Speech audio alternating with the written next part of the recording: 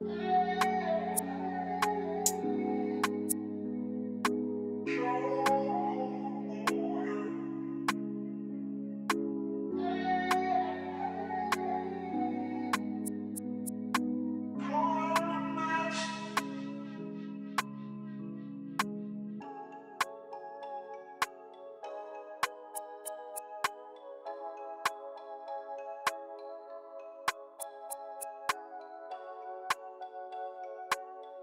this down.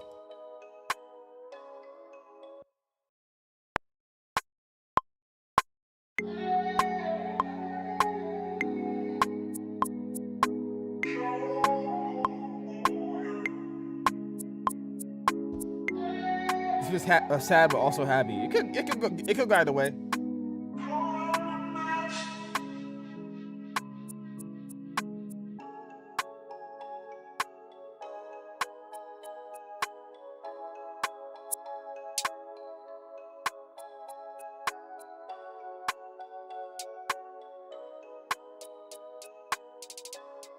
We're not gonna use that. No, not that one. I don't want something like really bright. I also don't want something like too dark. What does this sound like?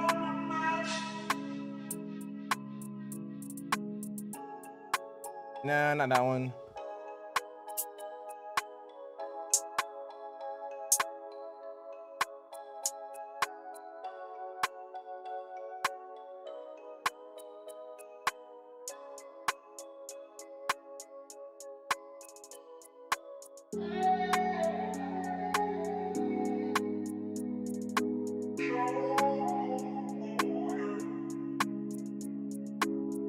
Let's do that. Let's do that.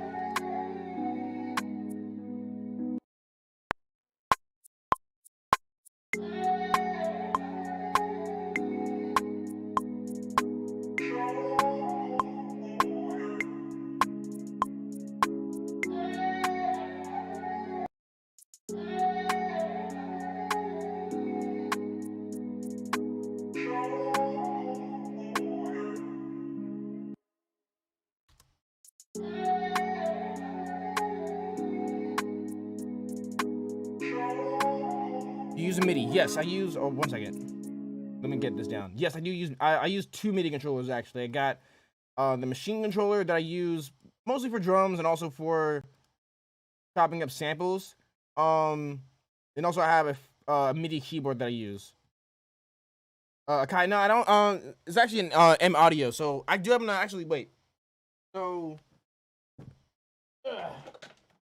So I do have this Akai that I use when I'm on the road. Like if I'm making beats on the go, outside of the studio, I'll use this. It's not really my main weapon of choice though. I mean, it's definitely great for portability. But when I'm at home, when I've got the space, I've got this M Audio 88 keyboard that I use. Even though I'm not really like a very strong piano player, it feels like it has a lot more room and you can do a lot more just with more keys, of course. So that's why I have this. But yeah, but this is great for, you know, if you're either starting out on a budget and you need something just kind of just more affordable. Even though like that's not really that expensive either. But yeah, this is a really good one. The Akai keyboard, that's a really good one to start out with. If you're either just starting out or if you just need something reliable when you're making beats out on the road.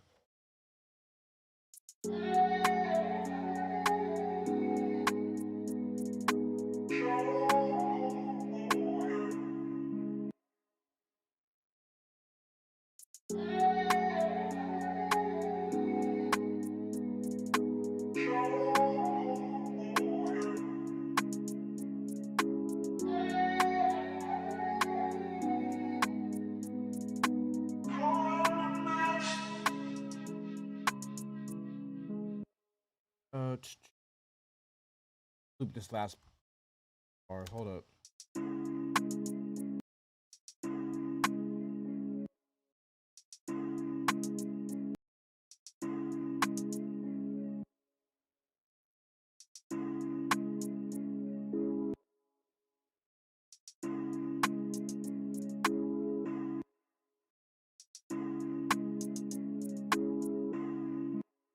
And that 32nd note needs one more, or roll rather needs one more note. Where is right here.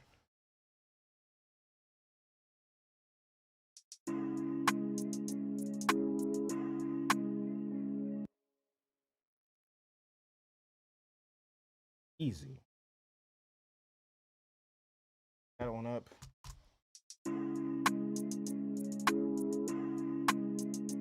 Cool.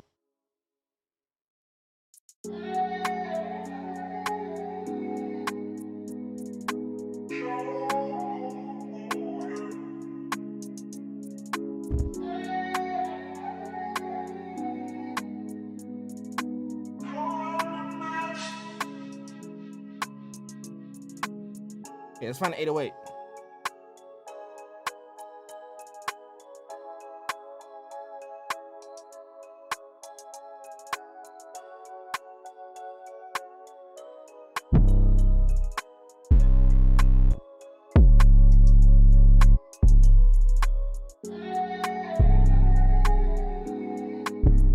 Like, I kind of want something, maybe this one. I don't know for sure. I'm clicking to a couple more of those. I'm looking for an 808 that's like not overly distorted, but does have a little bit of character to it. Not too clean, but also not like all the way distorted. Let's look at a couple more of these. But that one could actually be cool. Try this one actually. Bakarian. It's crazy that 808 was only a kick. Now it runs hip hop. I mean, yeah, it's hard to find a song without an 808 in it nowadays. Even outside of hip hop. Like if you listen to other genres of music, like you'll hear 808s in them too. Like I heard there was, I don't remember the name of it, but like I was just listening through. I don't keep up to date with rock music the way I used to when I first was got into music. Well, I was listening to like newer rock music that's out right now, and like one of them went from like a rock song and like flipped to like a like trap. I don't remember. It wasn't Machine Gun Kelly. It was, I don't remember who it was. I don't know, but you'll find 808s in pretty much every genre of music now. Ooh, it would help if I played the right track. There we go. Also help my MIDI keyboard turn on. There we go.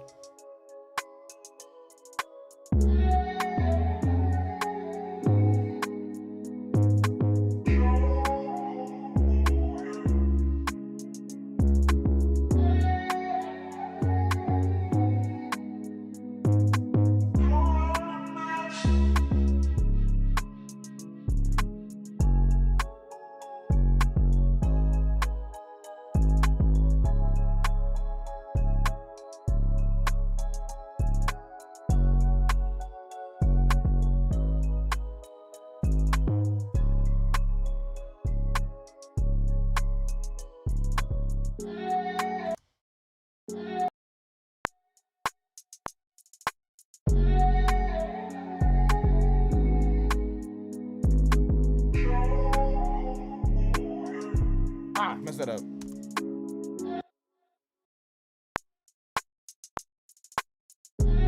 Oh, okay, come on. Pretend we know what we're doing today.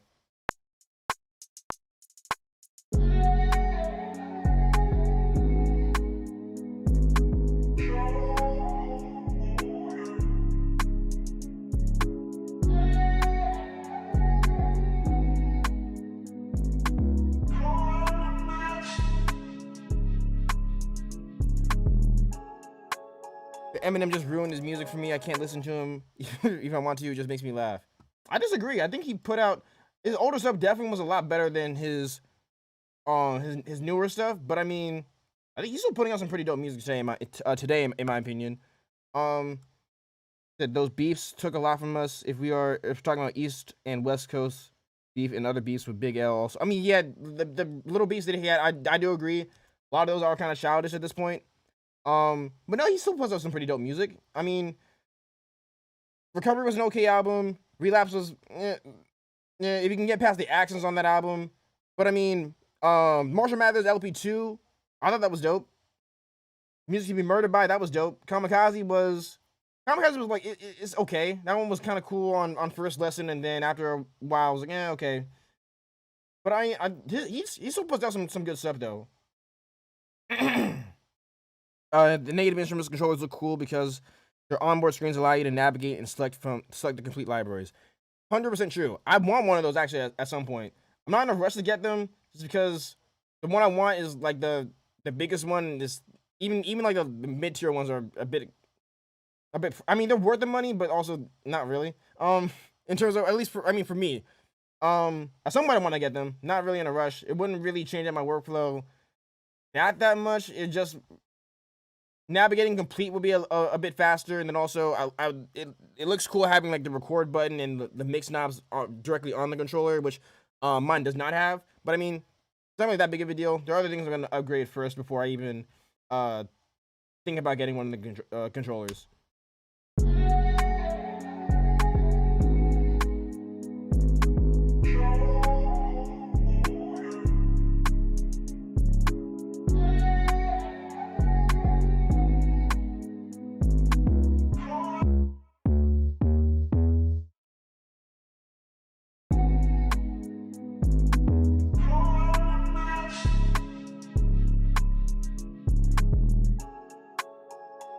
Let's make sure that's in the right key.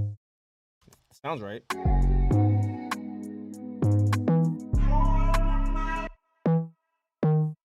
Okay, I think maybe that note? Yeah, there we go. That's right. There we go. Oops.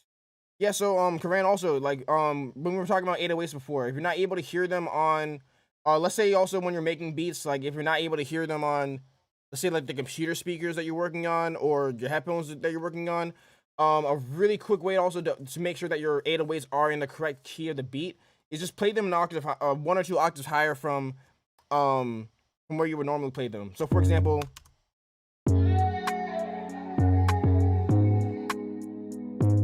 like you probably wouldn't leave the 808 there for in that octave range for the final version of the beat. But when you play them like higher, you're able to hear them on smaller speakers, and you're also able to hear the note values. So that's why I'll play in like a higher octave first, and then I'll just lower it back down. Eminem came back, but Shady is too great. Let's be honest, as a person you changed out your entire life, and you can't just be him from 20 years ago. Yeah, I mean, yeah, that's exactly why I don't want him to make the same music that he's been making. Or rather, I don't expect him to make the same music that he was making like way back then. Like he's grown, he's evolved, he changes his sound, and I mean, yeah, he just talks about where he's at in his life right now, and he's still able to deliver like some of the craziest wordplay that anyone's heard from any rapper at all. So I mean, I still think he's one of the greats too. You could debate over whether he's still putting out good music or not. I think a lot of people just hate on Eminem because it's cool. He still puts out quality music, in my opinion. Now he's the best right now? No, I think there are better rappers that are active right now that are better than him. I think Nas, for example, just put out better music than Eminem, Jay-Z, people like them, just because like I like their content a lot more. But in terms of like, even people like Kendrick Lamar, but he's still my favorite rapper, and he's probably, I mean, he's still, I think, like somewhere within the top 10 of all time.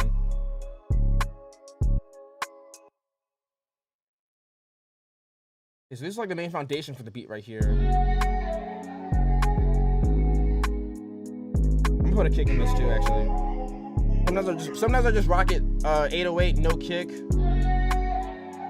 This might sound cool with the kick, actually.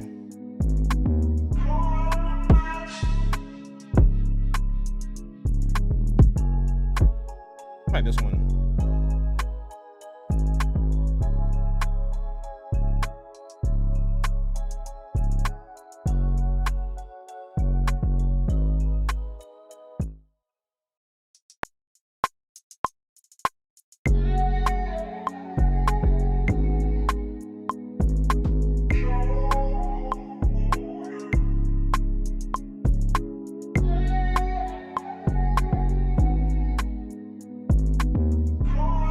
that one.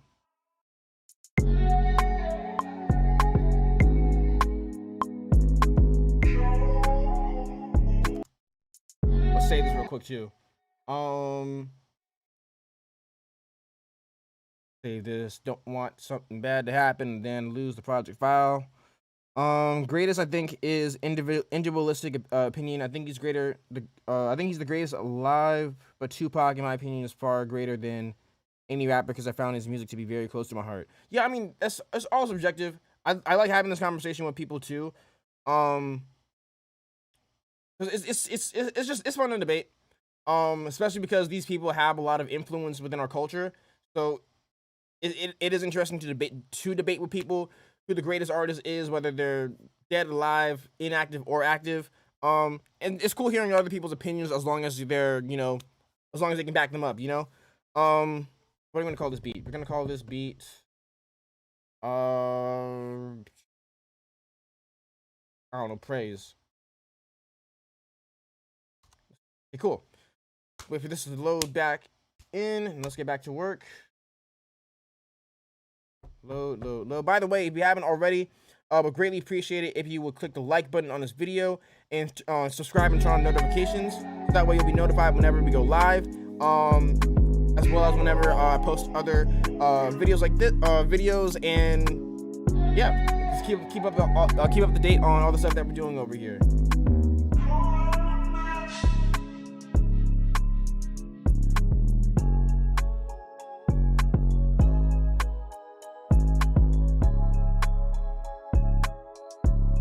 See if I can add any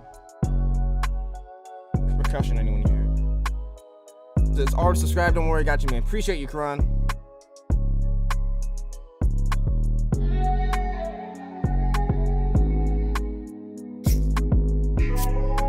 See what we got.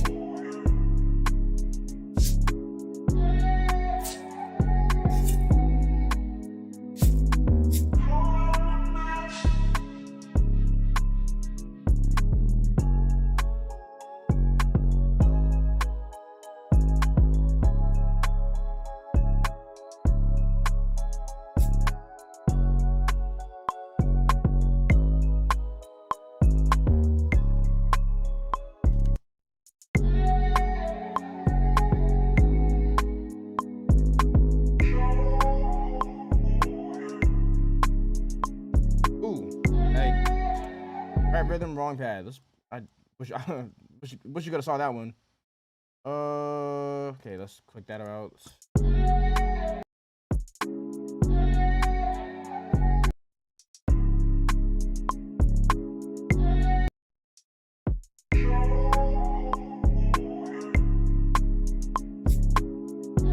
can hear XXX on this. I don't know how. That would be interesting actually. Hear what he would do with the beat like this. I could also maybe hear like a Drake Certified Lover Boy vibes, J. Cole. Actually would be cool too. Let's shake it down a little bit more.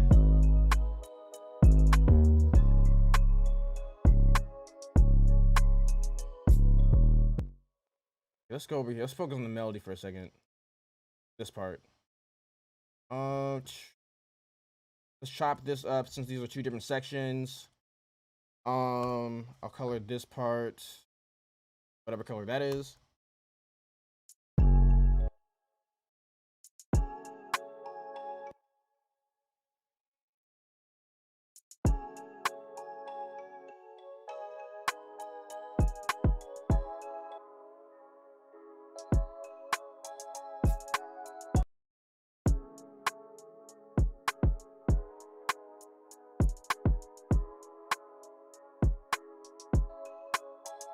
Drop this down an octave. Well, minus 12 plus 3. That's minus 9.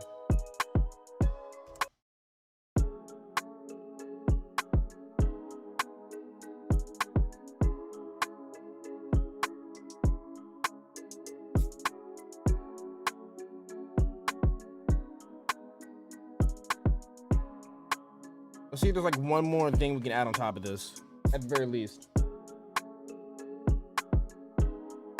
My dog just walked downstairs. That's why I was looking back. let's see what we got. Maybe some from Hybrid Keys.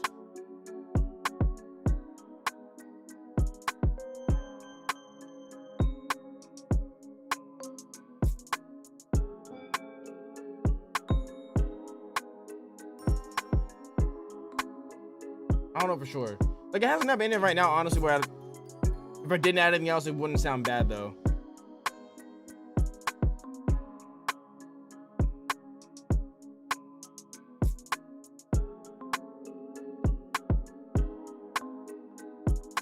Ooh, what could this sound like?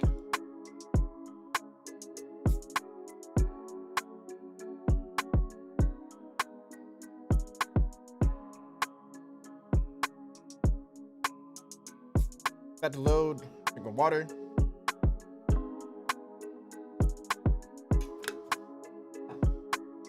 Okay, let's play around with this.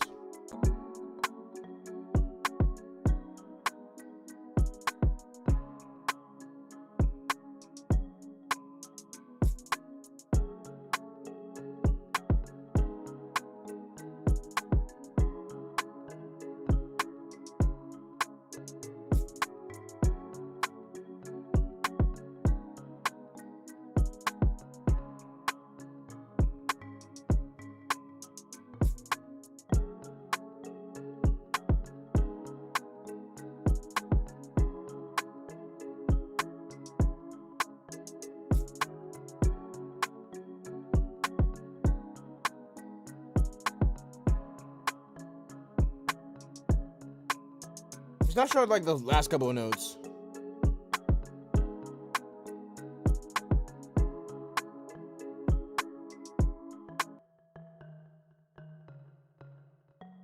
Yeah, I can play with this part.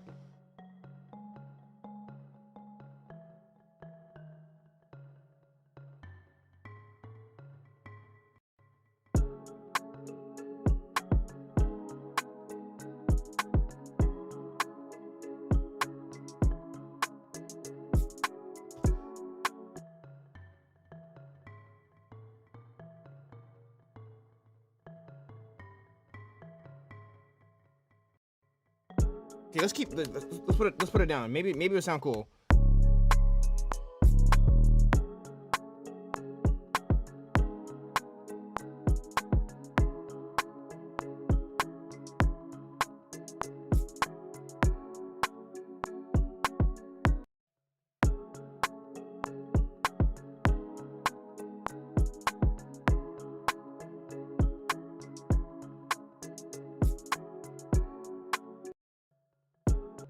I'm cool with that.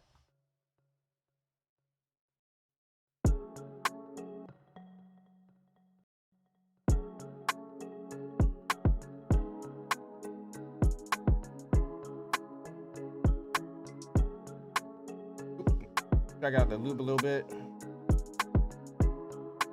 Okay, let's open up Serum.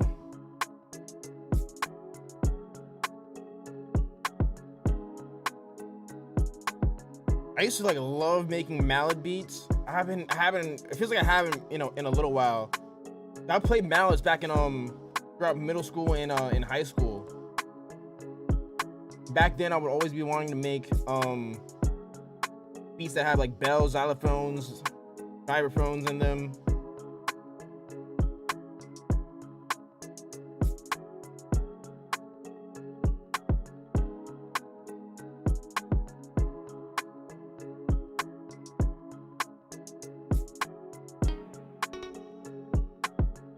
Like some kind of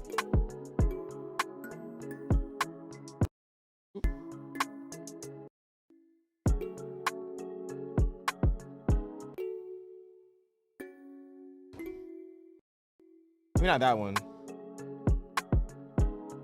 I thought you needed a team to make beats. Nope, not at all.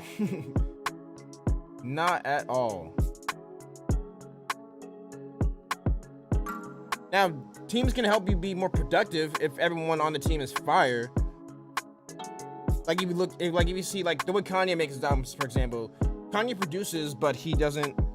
But then hip hop became something from nothing. So why can't we? Yeah. So like people like Kanye or people like even like Timbaland, they don't think they're producers, of course, but they don't need to do everything on their own. So then they work with other producers as well, like on their team and stuff like that. So that way they can, like, just keep knocking out ideas a lot faster. But nah, a lot of the stuff, a team can help, but I mean, you can make beats like this on your own.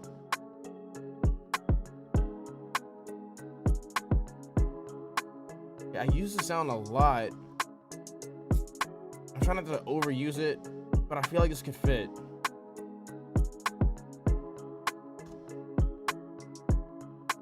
I'm just gonna add some different effects on it so it doesn't sound the same as it always does. Did I type in it right?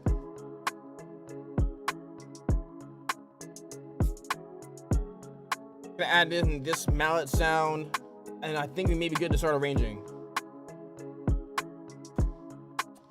If it loads up, come on. Honester, quit playing games with me. See, Honester sounds good, sounds great actually. The one thing though about it is that come on. The one thing about Honester I'm not the biggest fan of is that it does eat up some CPU, like your computer power, and then also sometimes it can be a little bit slow to actually load up. Sounds great though. Just wish it was a little faster sometimes.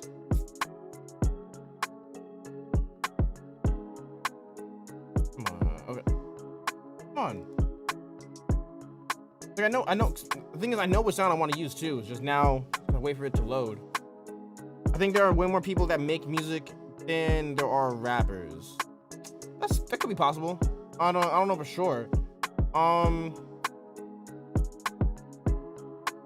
See, what my answer would have been a little different, or my thought process would have been a little bit different, maybe like 10 years ago, or 10, 15 years. There we go. But like, since music production is like so accessible now, like if you have an iPhone, you can make beats on your phone with a GarageBand for free. So I don't know. Maybe there are more producers now than there are rappers. I don't know.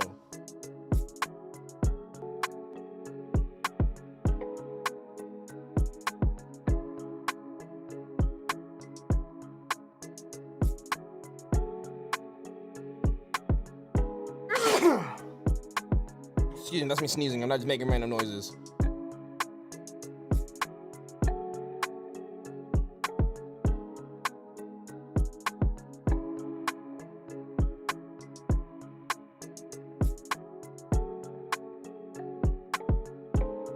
Okay, wait, let me put down the chords first.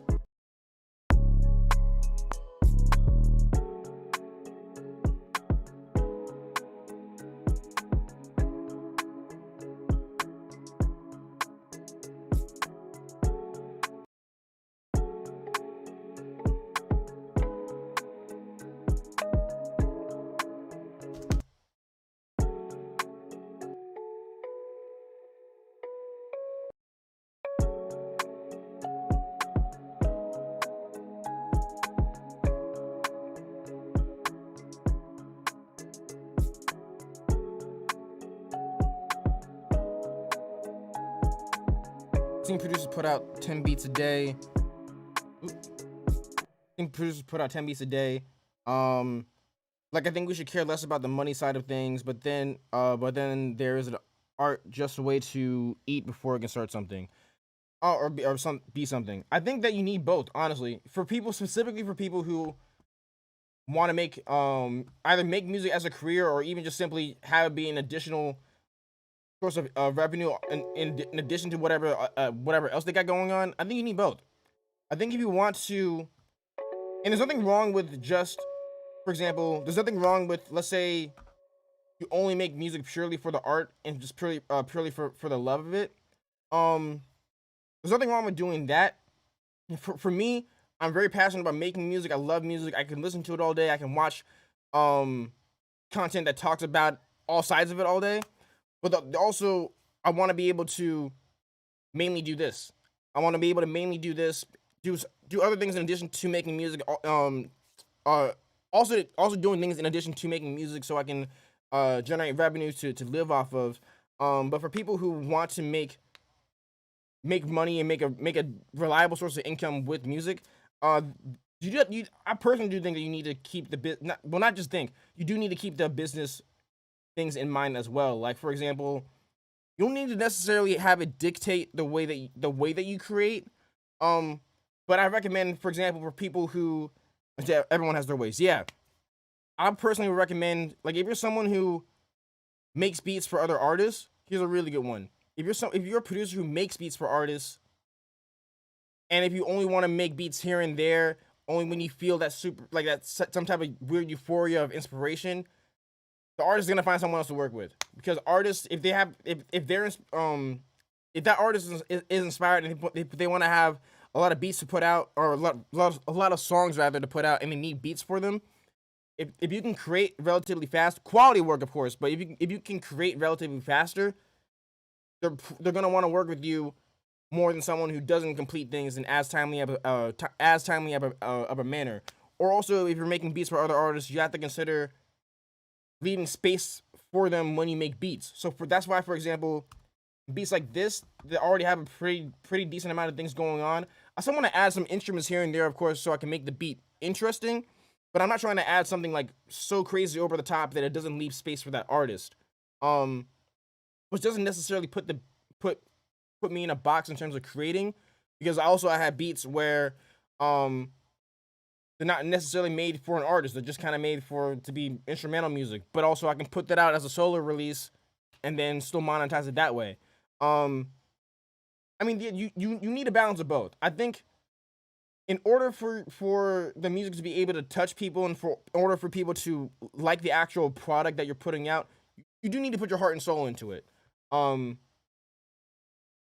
like you need to it has to be good, it has to be quality. Like it doesn't matter how much you market a bad song or a bad beat. Like if people don't mess with it, they're not gonna listen to it or use it, you know? But at the same time, if you want as many people to hear your music as possible, if you want as many people to hear your beats as possible, or use them or buy them or anything like that, you do need to keep business practices in mind, such as um different ways to market your music, different ways to be as productive as possible, um, different ways to get your music heard by different people. There's always a good balance. So I think when you make something for an artist, a good rapper, rather have one beat than to have 10 from you, because it's like somewhere you have to close your hand on something. It's gonna be a meme, so it's worse than a flop. Um, hmm, that's a tough one. The artists rather have one beat or 10 from you. I mean, well, here's the thing though. Quality and quantity aren't mutually exclusive. That may be hard for some people to believe. I was just listening to Illmind talk about this. Illmind's another really popular producer. That if you're not familiar with him, you need to check him out. Illmind did an interview with Producer Grind. I think yesterday the video came out.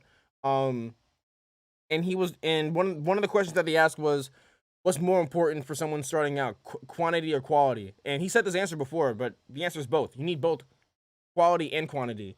Of course, when starting out, you may have more of one than the other. For example, you make a lot of beats, but not all of them are good. Or maybe you make that one really good beat and maybe you don't really have a whole lot more. In terms of specifically on like now, if you just make music as a hobby, none of this stuff matters. It purely is off of just what you feel inspired to do. But if you're someone if you want to generate income from music, or if you work with other artists or other companies, if you make music for like TV and film and things like that, you need both. You need quality and you need quantity. It's possible to do both. Really, the trick, honestly, is just doing different things to speed up your workflow. Like for example, one of the reasons why I use loops so heavily is because I'm good at doing drums, I'm good at doing bass, I'm good at making counter melodies, but my weak point right now that I'm studying, but I am studying to improve, but my weakest area right now is chord progressions and melodies. Why? Just I don't practice them. I don't practice piano as much as I should. I practice other things like mixing, arranging, drums, and bass lines. Those just come more naturally to me, and I can knock those out a lot faster than I can knock out a melody. So in order to compensate for that, I use loops. But also to make the loops not like like this, to add my own character, my own personality, and add it to my own art. What I'll do is I change the loop. I make the loop unique in some way. Where this one, for example, I sped it up a little bit, transposed it, and I put some effects on it because I'm good at mixing and I know what sounds good to the ear, and I know what can make a sound an instrument patch sound good. You know what I mean? So by doing this, this allows me, or by using loops rather, that allows me to save time on making melodies, for example, or making melodies. That can save me time on that, and then it allows me to make more beats faster, right? But for the most part, like the quality didn't drop at all when I started using loops.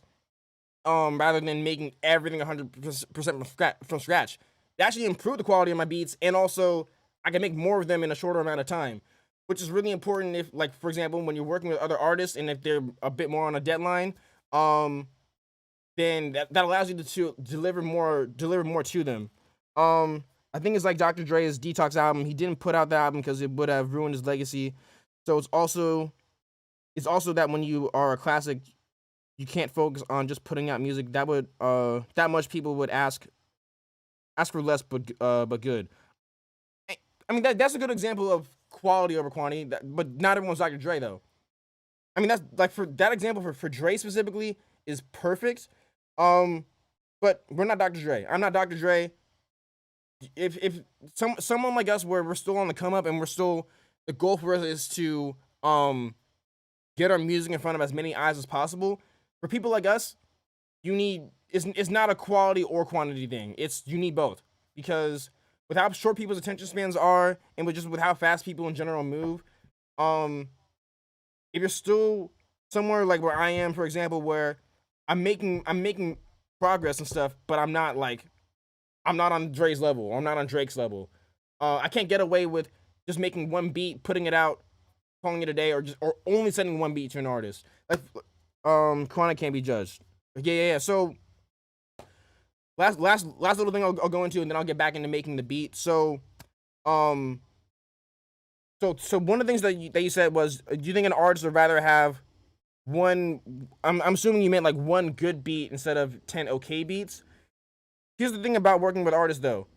You don't always know what the artist is going to like, and you don't necessarily know what they're going to be inspired by that day.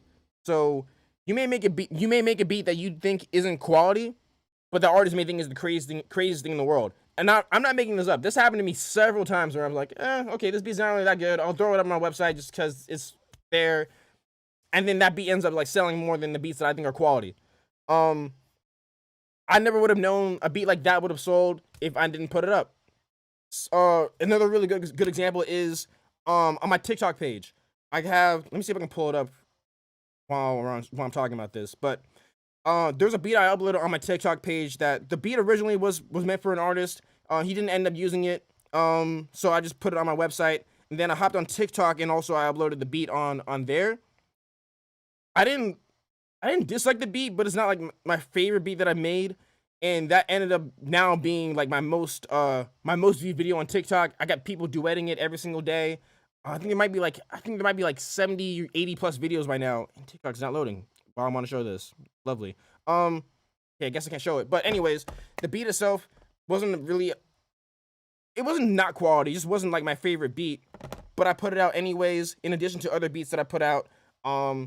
And it still added to the it was still both added to the quantity of beats that I have on my website, and also a lot of people use it, so it's still quality. So I mean, my bad again for going on this rant, but yeah, long story short, you need both. Specifically for people who do want to do this as do music or music production or be an artist as a career, there's no way of getting around it. Like, unless you're someone who is blessed to be in a position like Dr. Dre or someone like Kendrick Lamar, where they can not put out music for several years, drop something, and the world goes crazy and everyone listens to it. 99% of us are not in that position right now. So, yeah, some people don't really like the answer. But I mean, yeah, that's one of the things where it just is that it is what it is with this career. Like, you do need both. And it's very rare that someone, not necessarily rare, but it's a lot harder to make it if you just put out things kind of like here and there, instead of having both quality and quantity. Okay, I'm done ranting. Let's get back to this beat. Feel free to let me know your thoughts in the chat. Let's get back into this. I was cool with the melody. I think let's put out the. I know I'm done with the drums. I'm gonna drag those out. Color them. Let's listen to the section one more time.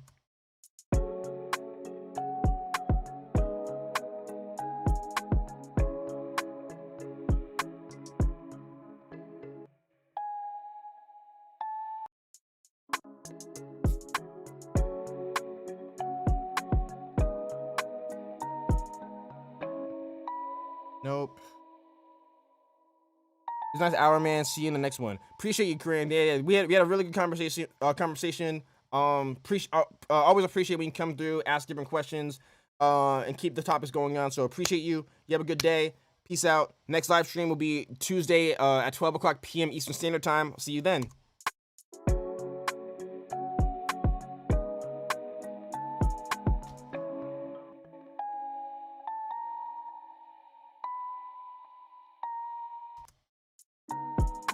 Okay, never mind. Just put that back.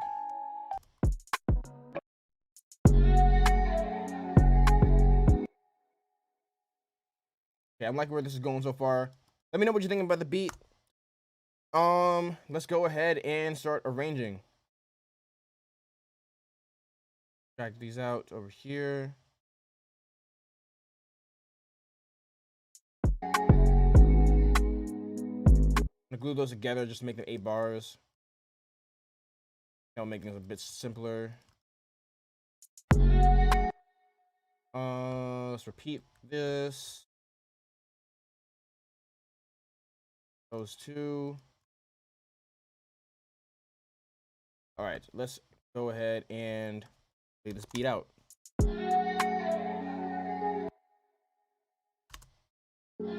Actually, maybe let's start off with drums, actually.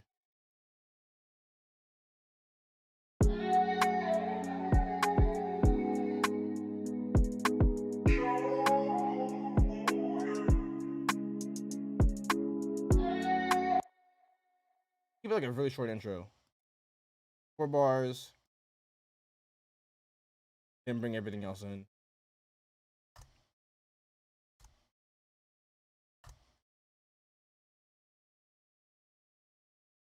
Okay, let's just drag those over here.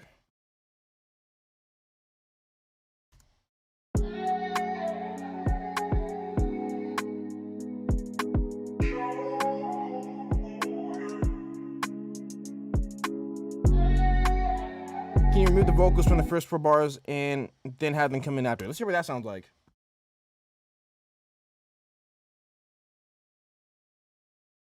Hear what that sounds like.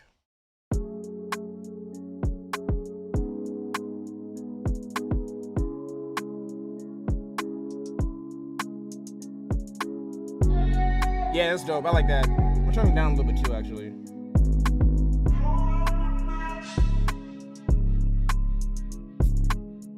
Yeah. I like that. Let's move these over too.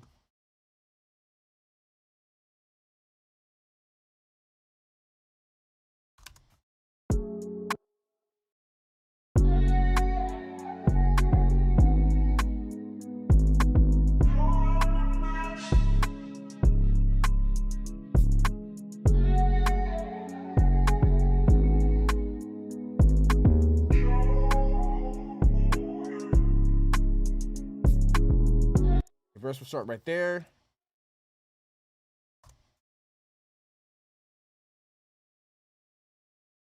I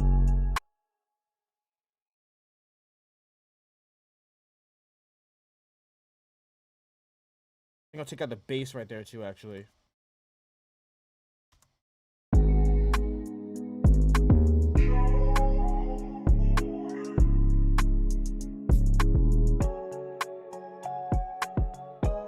Take out the instruments I added.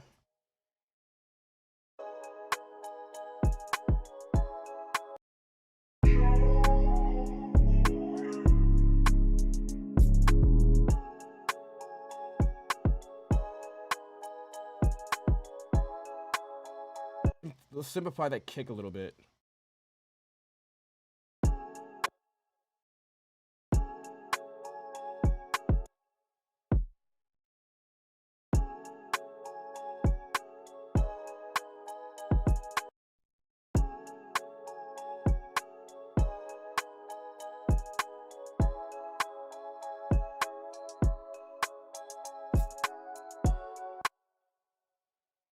Yeah, let's have that part repeat twice.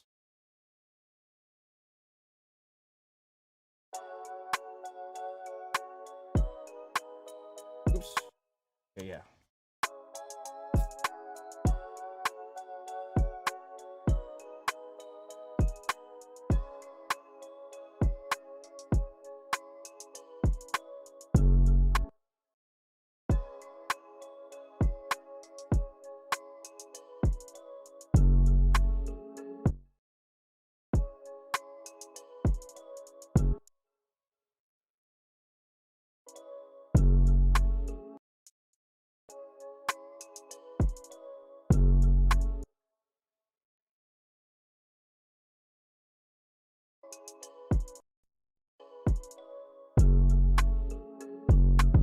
There we go.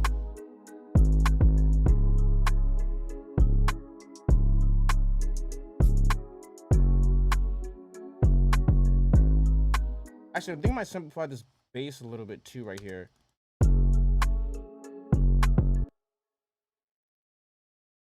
Maybe not.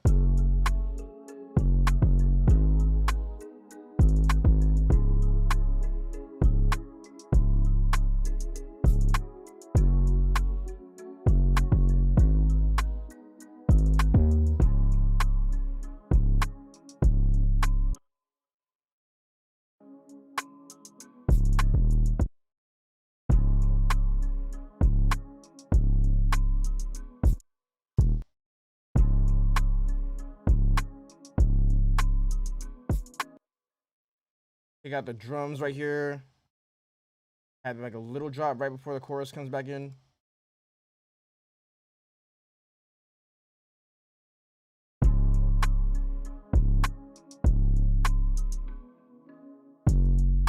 Let's put in at least one of these mallets. Let's put them in over here.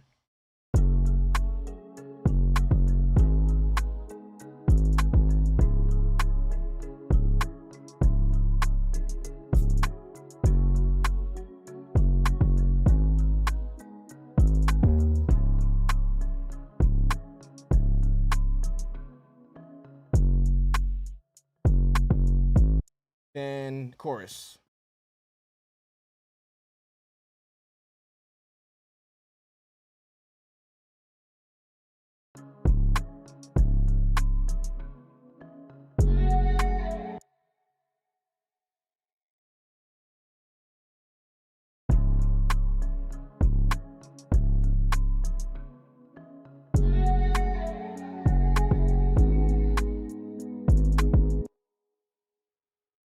Maybe have those second mallets come in like the second half of the chorus then. I guess I really should have kept these 8 bars. Or 4 bars. Let's see. Actually, no, that would be cool. I think. I'm like back and forth between having to play that entire chorus or like just half of it. Oh, you know what? Okay, I know what I can do. That will play for 8 bars. And that other one I added will also play for 4 bars. Hear what this sounds like.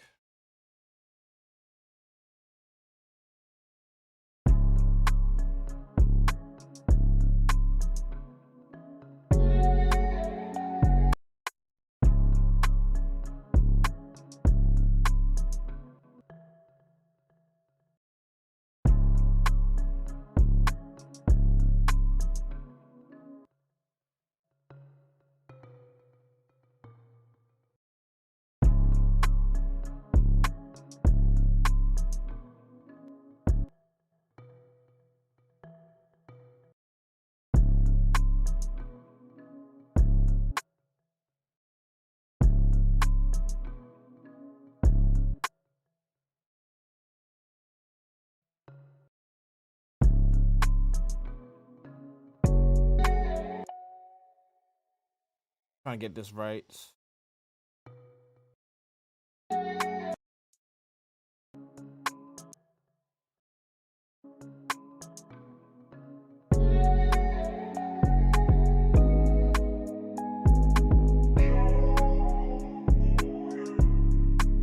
I like that. It sounds a lot.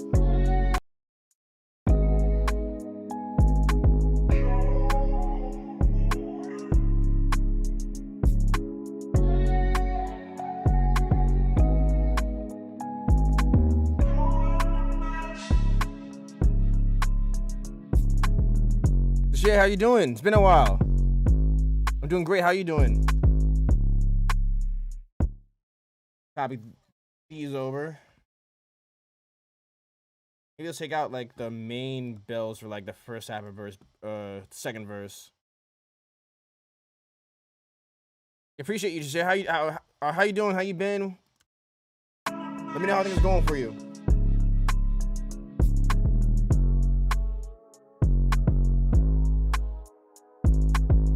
Just mute the 808s right there. Copy the other kick pattern over.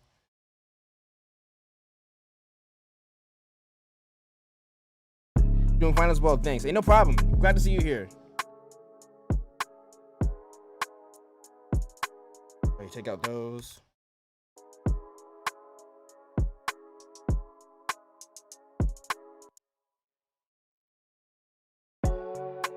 Actually, yeah, I'll keep the. I thought about putting the 808 back in. I think I'll take that out, keep it out right there.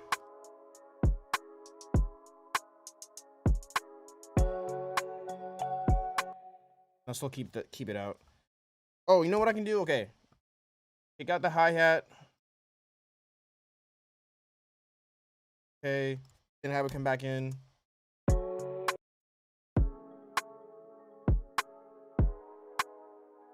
Moved to another city. Still got some things to do in the new flat. Searching for a mic position.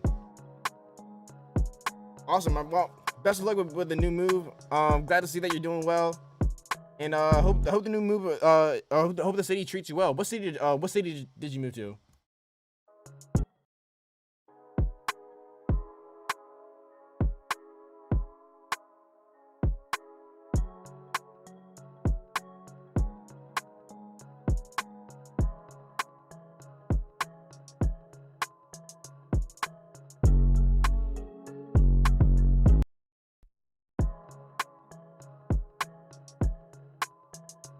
Dusseldorf. No, I don't think I've heard of that. But I mean, hopefully it's a pretty nice city though.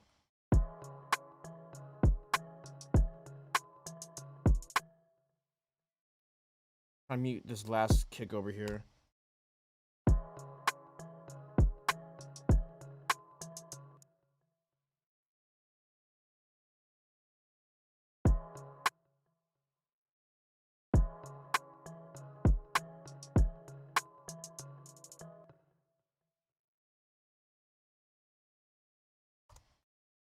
Yeah, I definitely like how this sounds.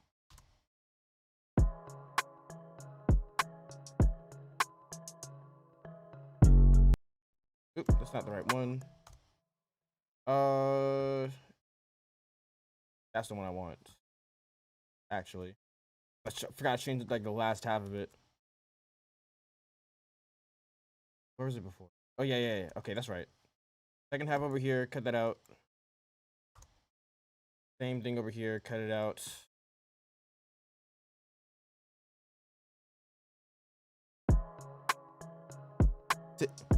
Yeah. Yeah. It is actually came from the village. Oh, dope, man.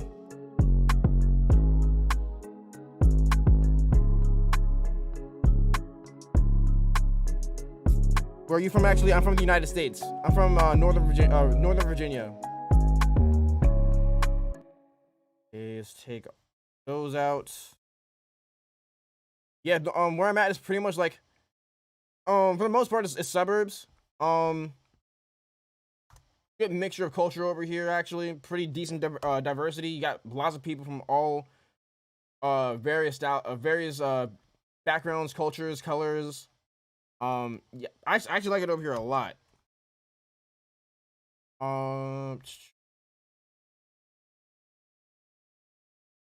I just copy and pasted the verse and the chorus over.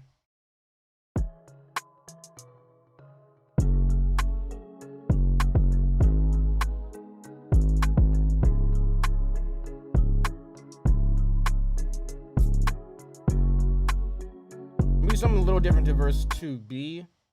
Let's go ahead and mark. I'm just marking all this stuff off where it should be. Nice, a real Nova. Yeah, that's actually that is what we call it over here, Nova.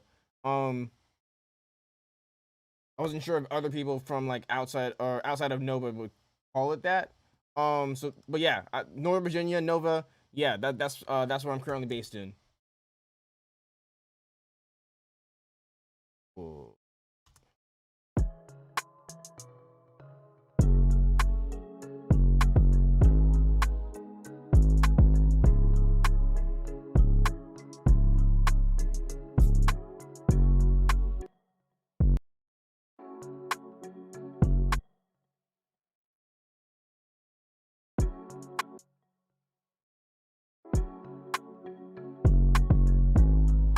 It did that little change right there. Nothing too crazy.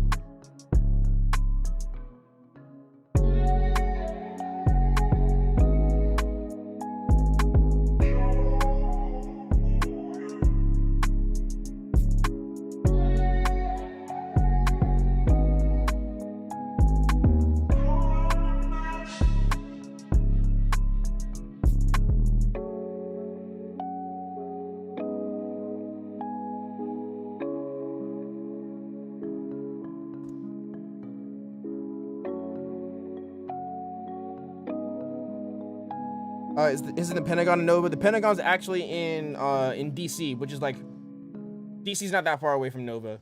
But yeah, that's actually in Washington DC.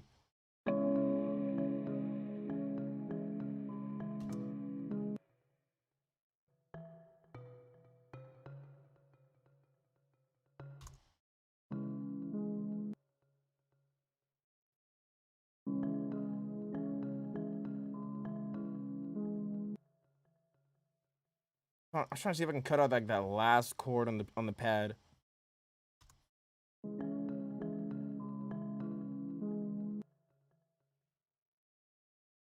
Hopefully I can make that sound clean. Just throw some reverb on that.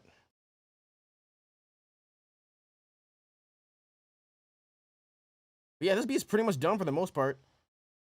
Other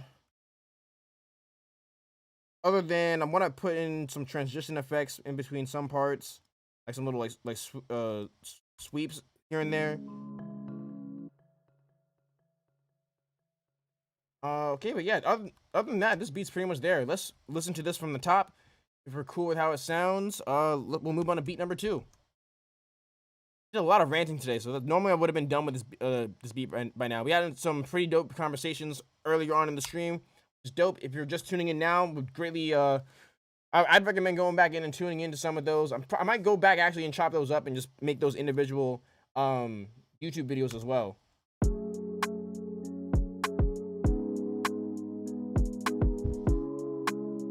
Let me know what you think about this beat so far.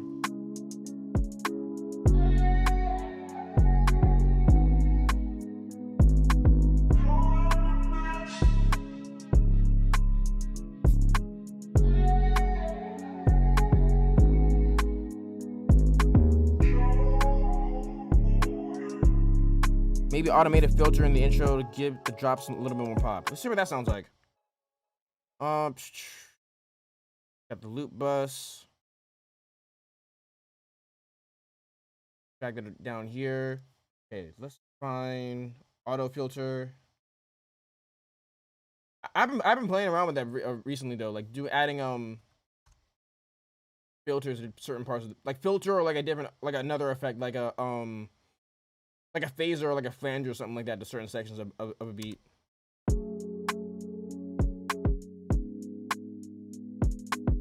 don't want to cut it up too much. What does that sound like?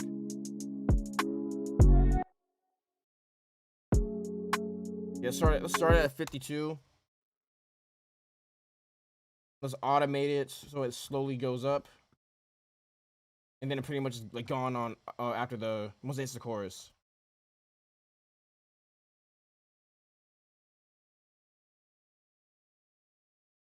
Back that up. I think I'll keep it at 52 for the first 2 bars.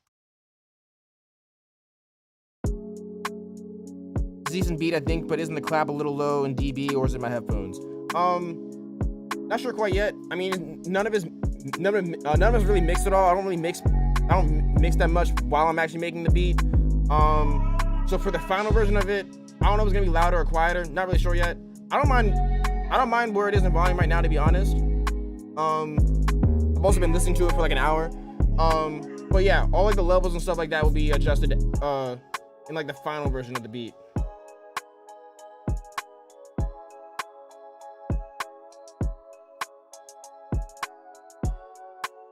Yeah, I like where this went so far.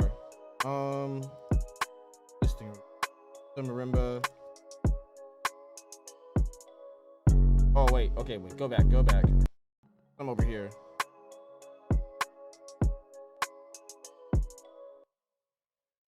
Actually, that might be fine. Hold up.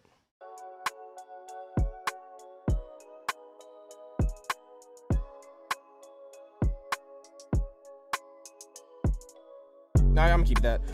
Do you bounce each stem before mixing and or mastering? Like the part with the vocal chops. Is that the hook? Yeah, the vocal chops. That part is the hook. Now, do I bounce each stem before mixing and mastering? What I'll do is actually. Oh, Vama, how you doing? Shout out to Indonesia. So what I do, I'll bounce the instruments in place, but I don't bounce them out to a different session, if that makes sense. So what I'll do is, I'll play the rest of the beat in a second. I just want to show you just for an example. Let me just get rid of these really quick.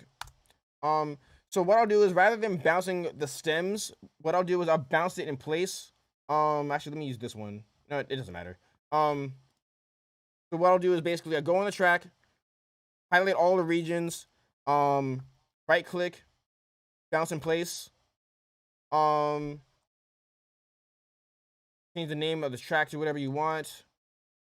Marimba, bounce in place. Bypass the effect plugins if I have any on there, so I can continue adjusting them while I'm mixing the beat for real. Hit OK.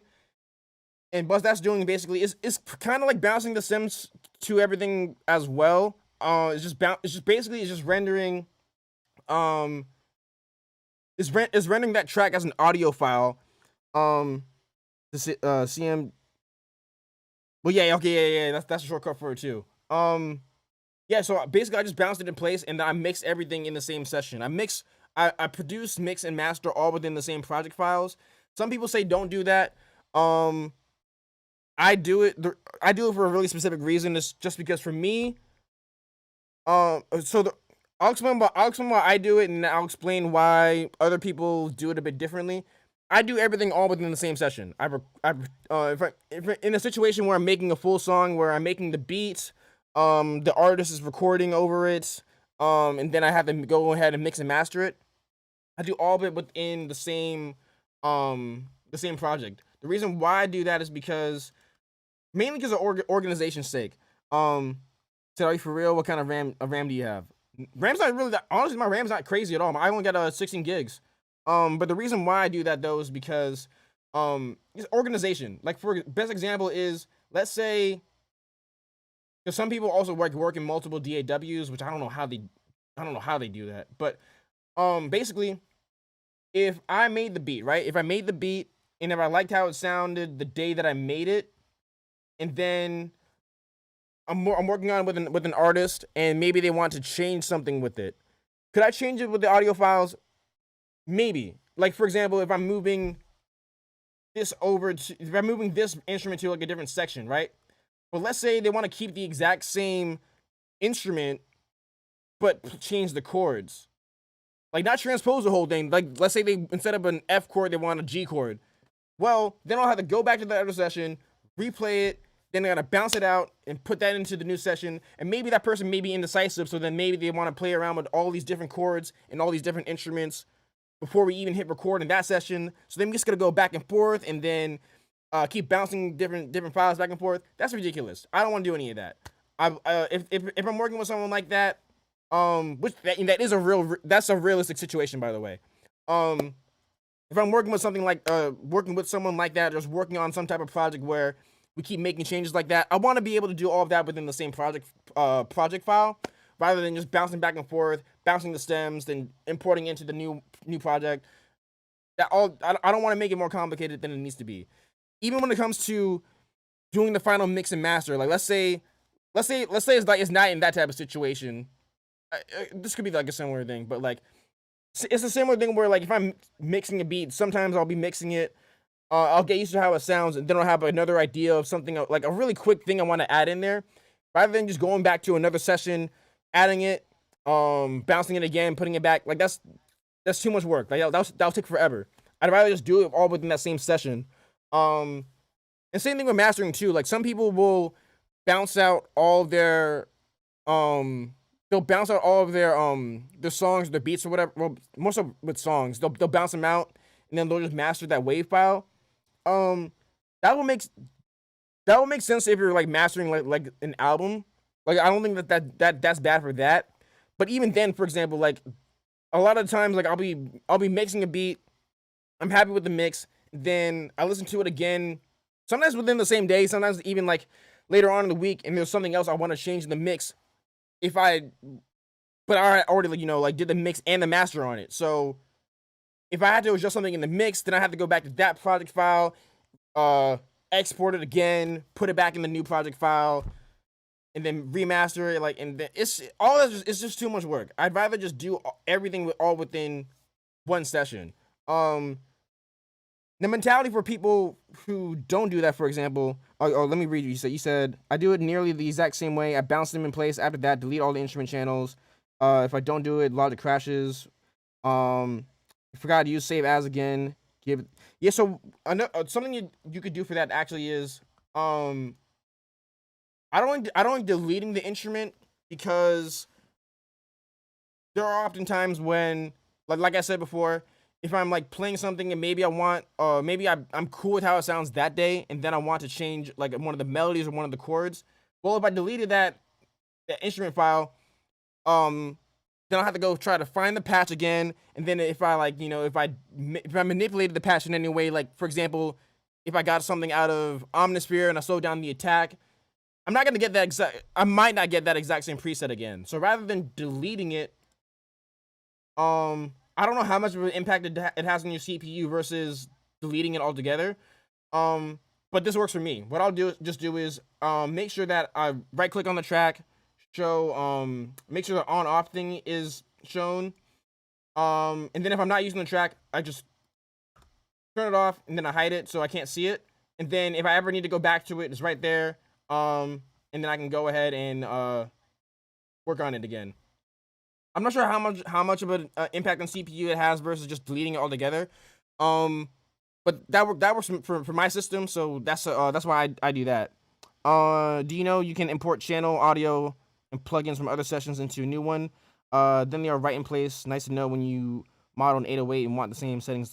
I haven't tried that before actually. That's something I know you can do that in Pro Tools. I haven't tried doing that in Logic, but that's not a bad idea. For me personally, I just like being able to, the way organization just works in my head is I just like having everything all in one place. If I want to make a change or something, like if I master the song and if I want to put down another chord progression somewhere else, I want to be able just to do it directly there. Just instead of bouncing back and forth between all these different session files. The only workflow improvement I could see doing all of those things in separate project files, the only workflow improvement I would see is that you can like it forces you just to focus on it. It kind of makes you focus on like one thing at a time. For example, when you're mastering something and you only have the one wave file, you might not be thinking about that mix as much, and you're just focused on mastering. And then of course, with if you have if your computer doesn't have that much RAM in it, that'll save you a lot of CPU power, because instead of having like 100 different plugins on every channel, you only got like whatever your master chain would look like. But even then, like still once again for me is like if there's something, even if it's something as subtle as like moving a kick down 2 dB, I'd rather just do all of that all within the same project. But I mean, everyone's workflow is different. That just happens to be mine.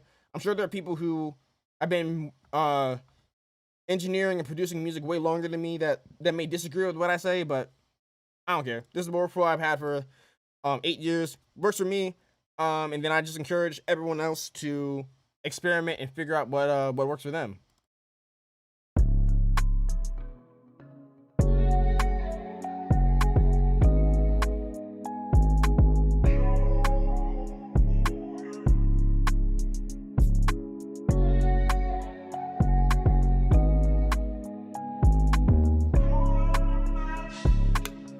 Oh yeah, so with the 8 gigs of RAM like that, yeah, I can see that being a problem too.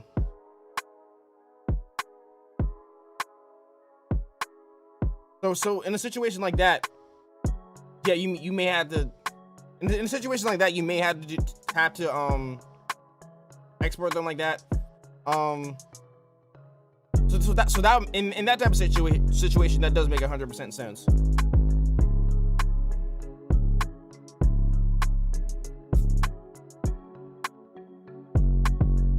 But trust me, like one day when you get more RAM or CPU power, trust me, it'll still, like, at least for me anyways, it saves me so much of a headache. I do know, like, plugins, I don't know what plugins you happen to use to mix and master, but I know, like, Isotope Ozone, for example, like that eats up your CPU. Ridiculous.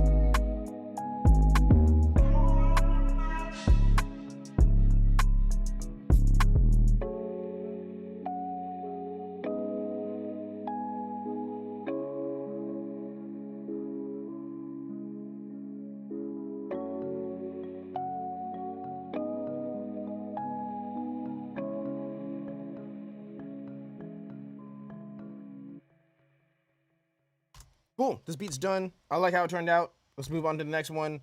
Only things this beat needs now is a couple of, I want to put some transition effects in certain parts of the beat, and then mixing and mastering, and then it's ready to go.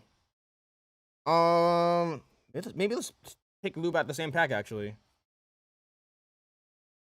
Yeah, it really does. If you want Ozone to level out each stem, you got to put it on every channel. It's crazy. Yeah, I mean, with Ozone, what I just do was I just put it on the mix bus. And then you don't need it. I think you're thinking about, I think Nectar is actually the one that you need to put on every channel, which I haven't used Nectar. Nectar looks cool. I don't really, well, I haven't tried using, not to say it like that I don't know. It didn't look like it would be something that would be interesting for me specifically to use. But I mean, Isotope's products are really quality, so I mean, I rock with Ozone very heavily. Ozone's pretty much on every single beat that I use or make rather.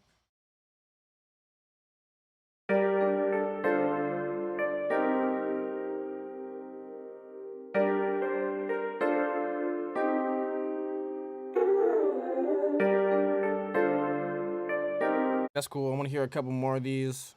That's the same one.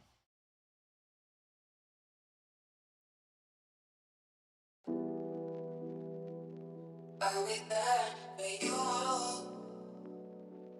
I'll be there for you.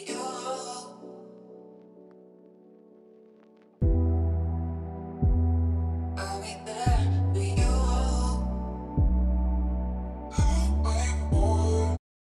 That could be cool for something too. I'm just listening to all of them right now. I'm sorry. I'm sorry. I'm sorry. I'm sorry. I'm sorry. I'm sorry. I'm gonna try this out. I'm gonna try this one out. I let Nectar run their AI on a channel to like get an example of how to fit an instrument to the mix. Then I keep it there turned off and do my own mixing chain. So for me, it really is a bunch of individual ideas for your specific channel or groups. Yeah, so that's why I didn't. I mean, that's why I didn't get it though. Because I'm sure. I'm very sure that the quality of the actual plugins themselves are really good, like all the EQs and the exciters or whatever comes with it. But I have all those and just from other companies already. And then the one feature that looks like is like their selling factor is using the AI, you know, that looks like the selling factor for it. But for me, is like, it's not that I don't. Well, I'm not like an expert engineer, but I'm really I like the mixes that I make. A lot of other people who I work with say that they really like my mixes as well. So for that specifically, or for mixing specifically, I trust my ears well enough to not really want to use the AI thing. You know, it could definitely help out other people who, like, let's say maybe they're just starting out, maybe they haven't developed their ear a lot, or maybe they just like having a good what's the word, maybe they like having a good starting point to work from. um that could help. Just for me and my workflow is just that would slow me down. um Now, ironic, or not ironic, but contradictory to that, I do use actually um the master assistant from Ozone to get a good starting point as well. um I don't really, well, now that I'm mastering a bit more, I don't really need it, to be honest. I think I could actually get oh, you said, but I think you can let Ozone level out your channel balance. If it can, don't know how to do that actually. What I do with all I do, so Ozone's pretty much, it's not as much for your mix as it's for your master, right? Um, so I know what I'm doing a lot more now, so I don't really think I need to use the master assistant as much as I really used to. I still do, just because now it's kind of like a force of habit. And it's still good to like get a decent starting point. Um, but I mean, all I really do with Ozone is, or with the master assistant rather, is that I put in a reference track. Um, and then I let it, I turn on the master assistant, let it do its thing. But then also afterwards, like, I go and like I tweak everything. Um, like, it'll start off with the with EQ and a set the limiter somewhere at an okay level. A lot of times I notice with the limiter, at least with my reference tracks, it just like cranks it too hard and it makes everything sound loud and distorted. So, but I know how to use, like, I know how to set EQs and limiters in a specific way, you know.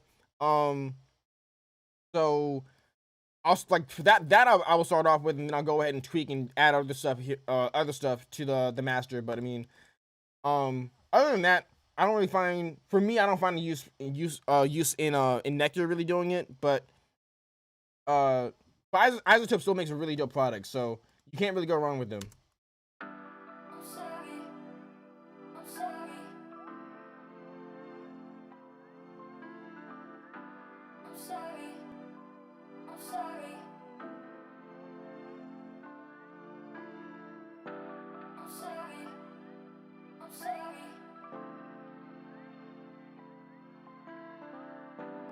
Let's see how far we can get with this.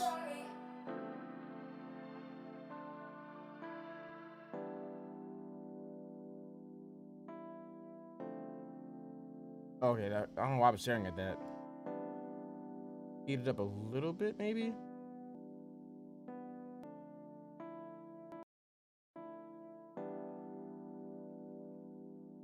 I can use the 808. I'm gonna delete that track.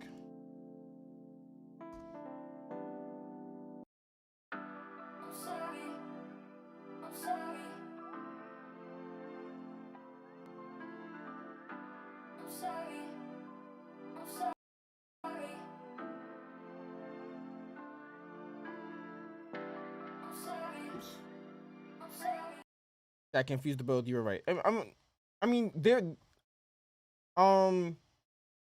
I was confused actually when I was like first getting them too. I was trying to figure out um what the difference was between them both, because I was thinking about getting them both. Like Splice, they offered them as a discount actually if you got them both. Um, but yeah, after good enough research, it looked like Ozone is fire, and I like using Ozone. I have different plugins I can master with now, but at that time, I mean, I still use Ozone, but I mean, now I have more plugins that I can use in addition to it. And also, I already have like some really good mixing plugins, so that's why I personally didn't go with Nectar. Um, but if I were like ever forced to use it, if that makes sense, I wouldn't be mad at it, because like I said, Isotope has really good products.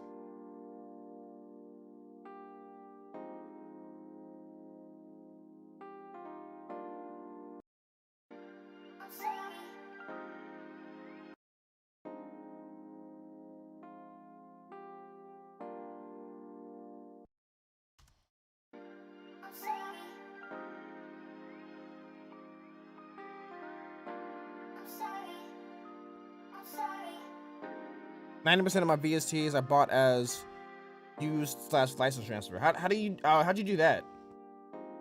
So like someone else had the I didn't even know you could buy plugins used. So like someone else like had the license and then they just transferred it over to you.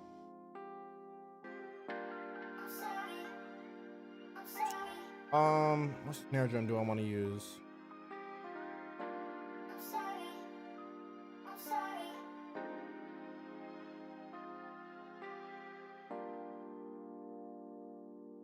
Yeah, yeah, it looks like that does look like a way you can save money on it. I don't know. That sounds. I'm not gonna lie, that does sound a little sketchy though. Oh, I did not leave this correctly at all. What am I doing?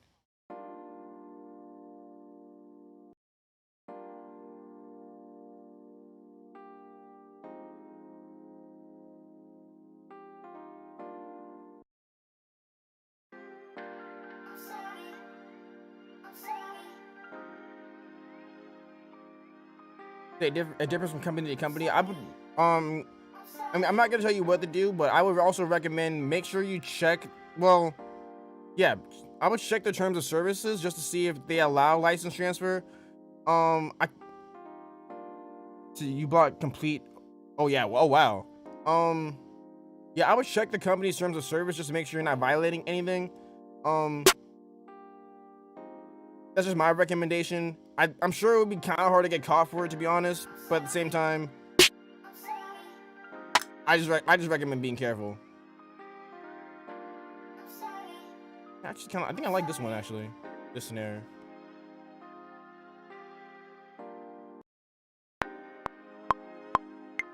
Oh, gotta turn on low latency.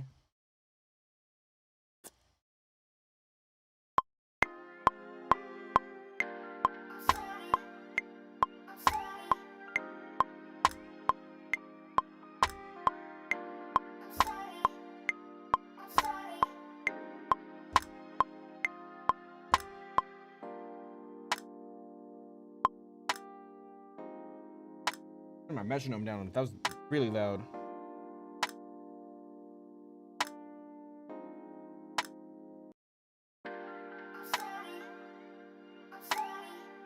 That snare is hard. Shout out Decap for the Drums that Knock series.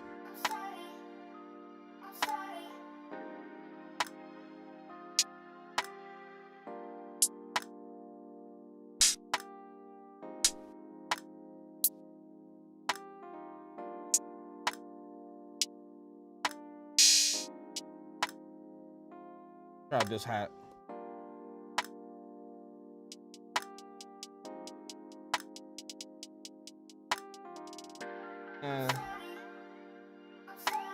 Sounds good. It's a little dark. Let me try different hat.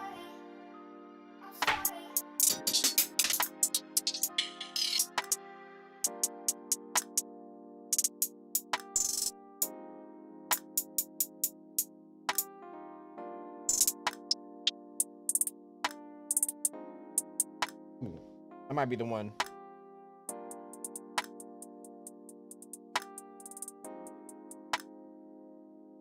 Let's put this down.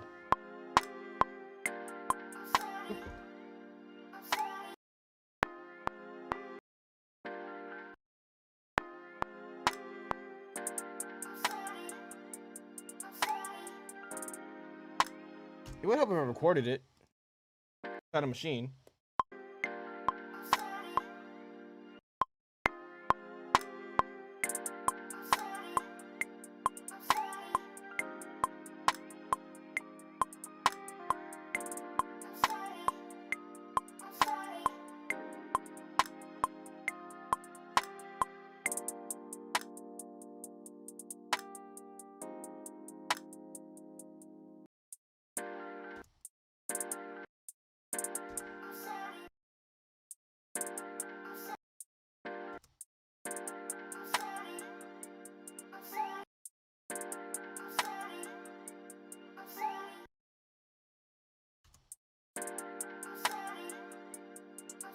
I'm gonna take out that box right now.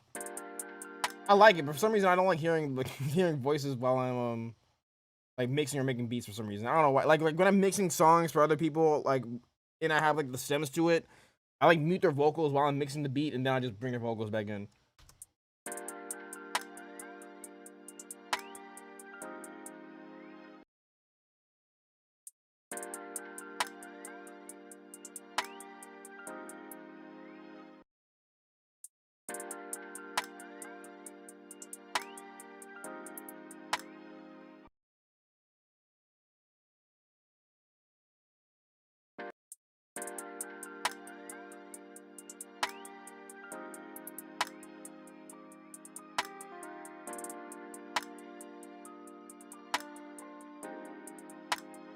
Sounds yeah, hearing voices can be an issue. Yeah, it's just for me. I think other people are different. Other people can listen to the same listen to a voice for hours on end. I don't know. I'm just I just can't.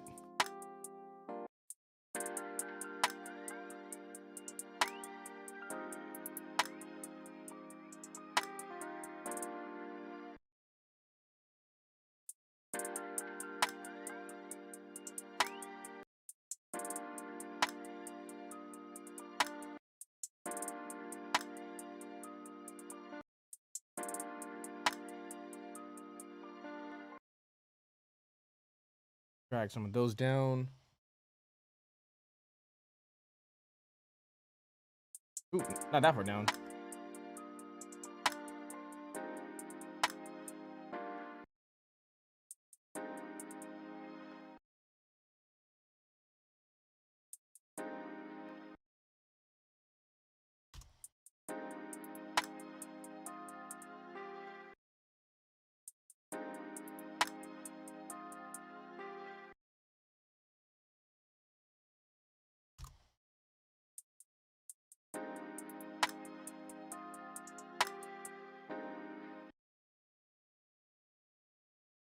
Almost there.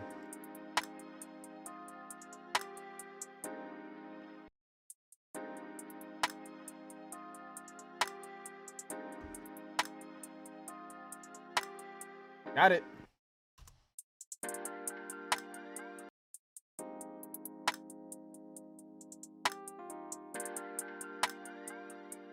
Let's nudge those over a little bit to the right.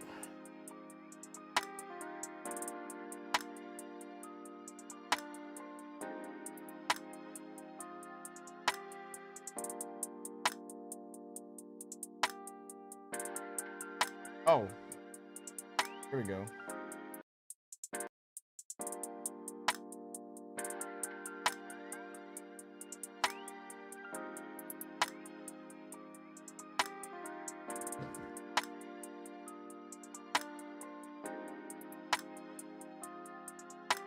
I like this so far. But y'all, let me know what you think.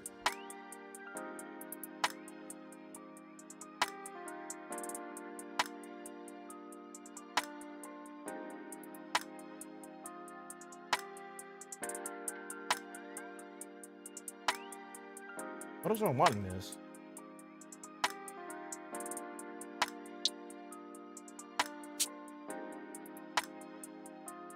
Dropping the shaker in there.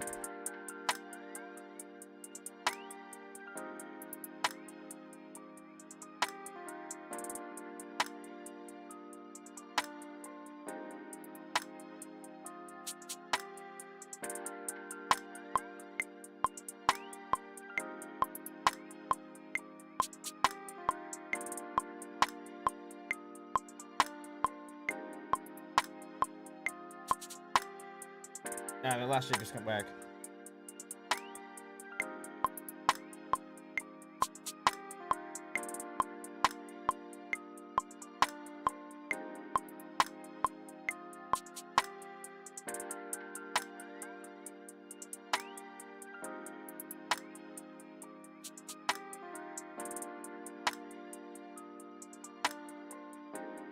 Let's find an 808.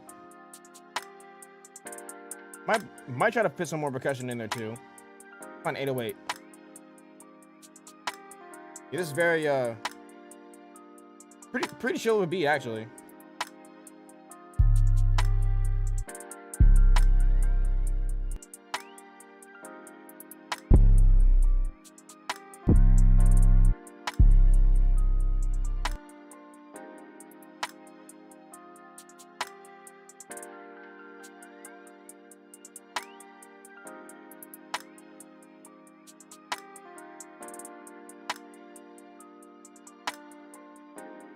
Okay. Oh, I'm gonna put that down. What key are we in?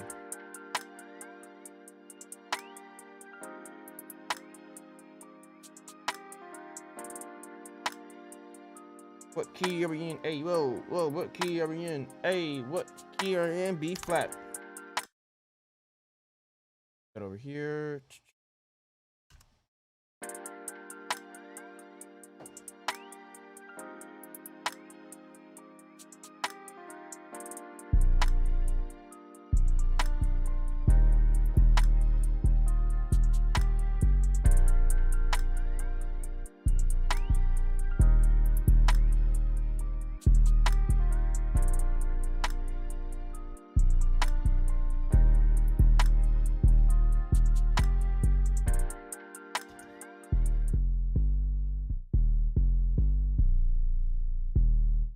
Let's try this.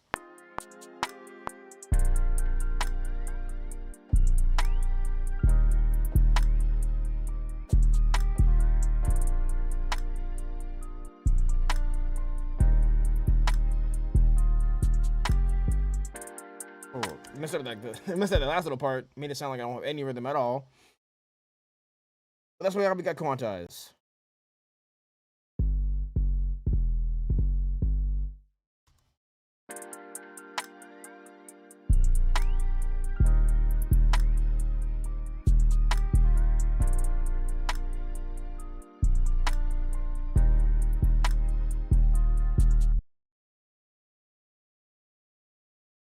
I got over.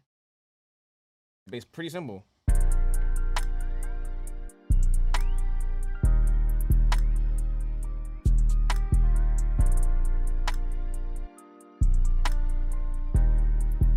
You definitely gotta find a kick for this one though. Oh wait. Of course, the god of those.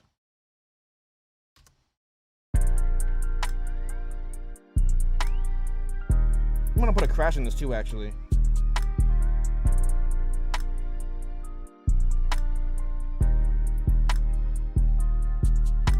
This is something that Drake could be on for sure.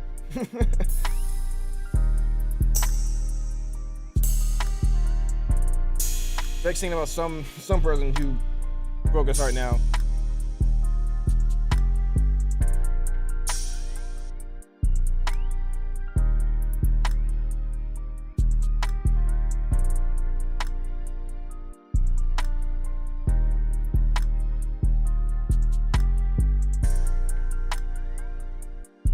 That crash is perfect for this beat. So perfect that we need to save right now. Let's save. What are we going to call this beat? I feel like I have something called. I'll have something call me back. So let's what's like a good texting name? Left on red. Yeah, that's Drake for sure. Left on red. Wait for this to load back up. As always, let me know what you're thinking about the beat so far. And also, if you haven't already, if you're watching this on YouTube, would greatly appreciate it if you hit the thumbs up button on the video and subscribe and turn on the notifications so you know whenever we go live and you get notified whenever I upload a new video. Okay, this needs a kick and it needs like a rim shot.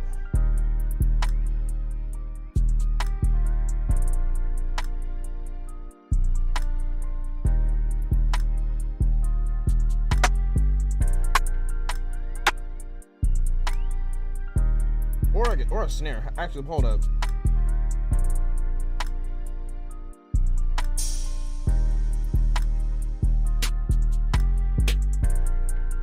Maybe a rim, I don't know. Let's see.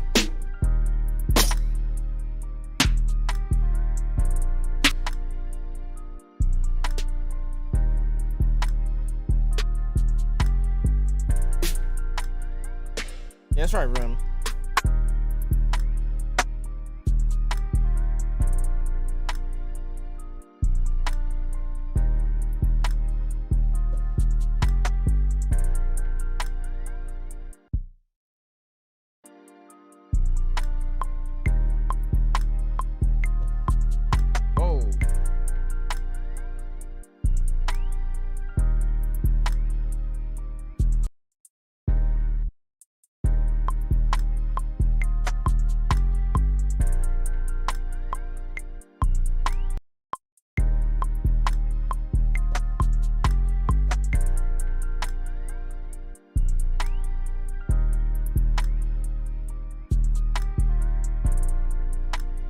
I'm gonna ram down a little bit, maybe.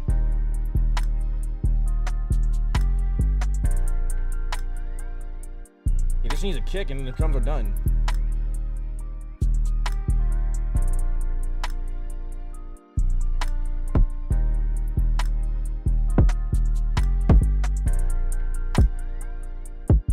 Ooh, I like the kick a lot.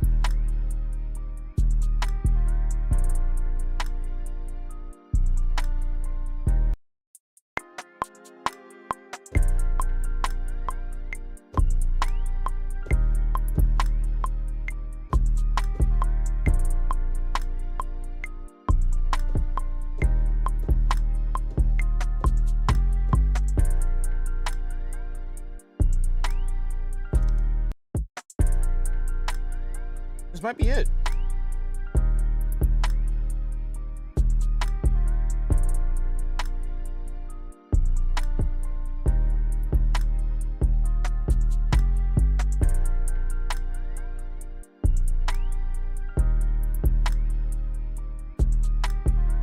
Honestly, this sounds pretty full. I don't know if I want to add much of anything else, or at least not right now. So I think I might time to arrange.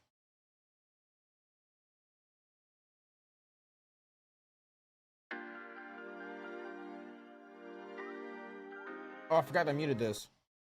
Yeah, well, looks like. Oh, okay. You know what? Before we rearrange, let me chop up this loop a little bit. Actually, different sections.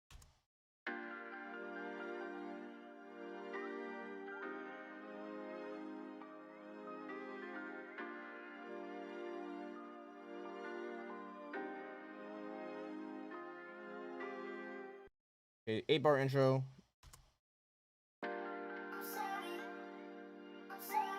That'll be the hook.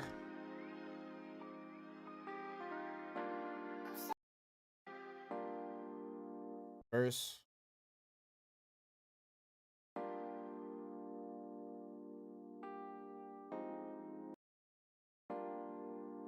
Still a verse.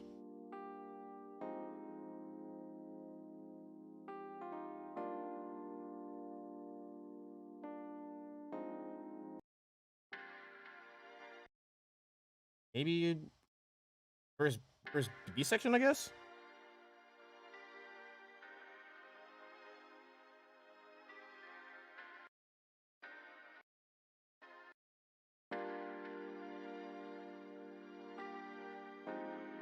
Okay. Either we'll figure it out. Maybe I might. Actually, not might. I should actually rearrange these a little bit. Okay, let's color this. That color. That color.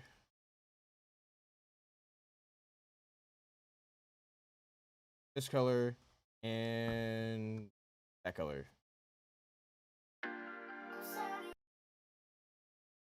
Okay, we're gonna mute the voices at first.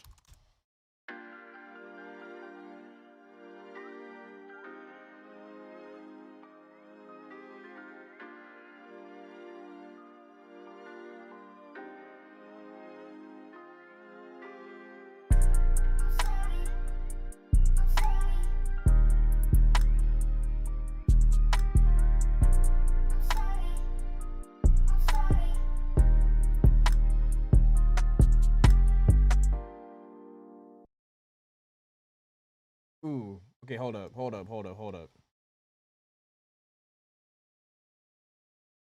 Did that by accident, but we're gonna start off that verse, I guess, with no drum, or like a quick second of it with no drums. Let me just drag all that stuff out.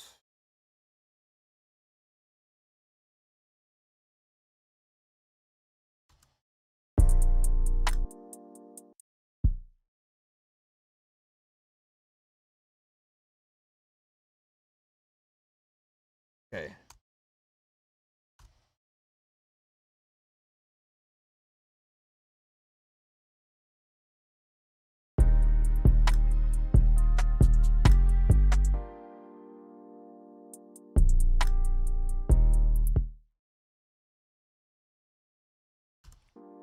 That little drop. Yeah, I like the little drop right there.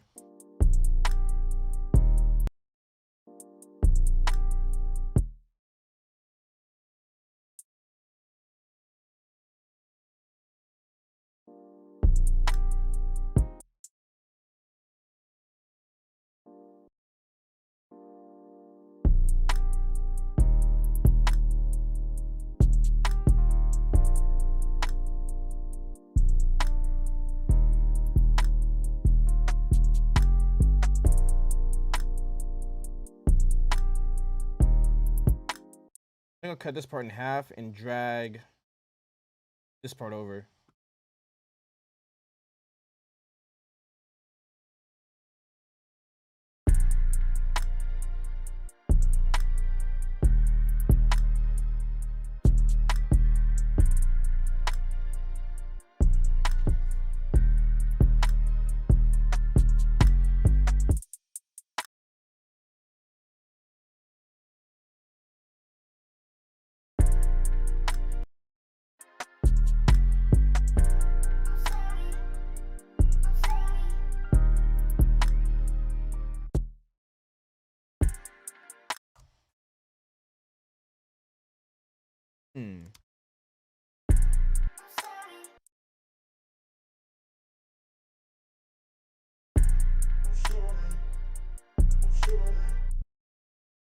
I want like one of those actually in the verse. This one's sorry. Can't be too sorry.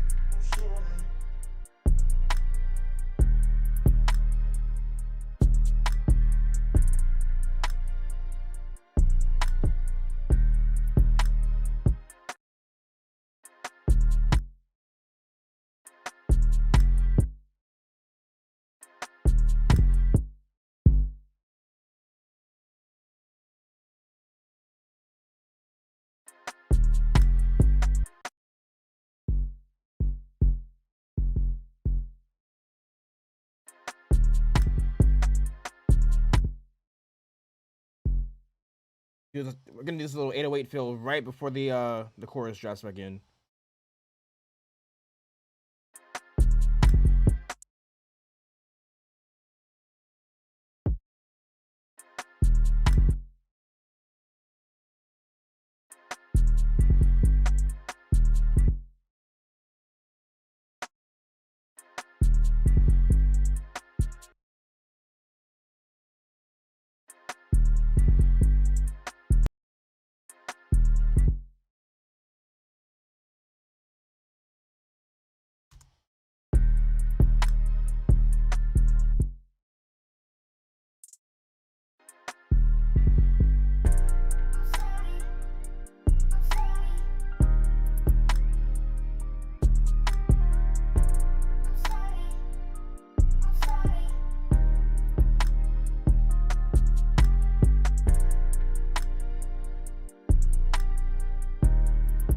The chorus should probably go one more time.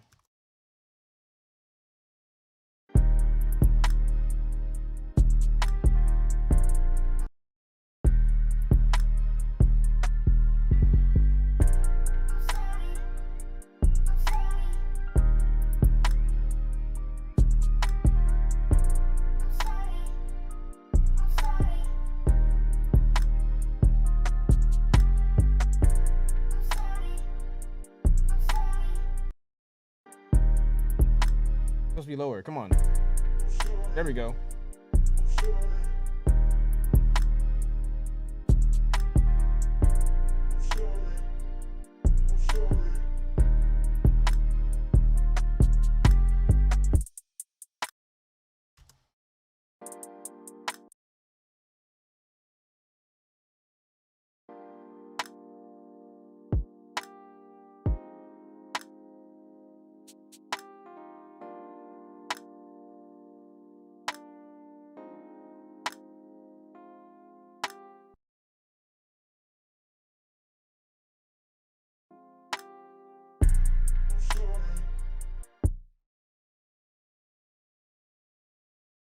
What do I want to do right here?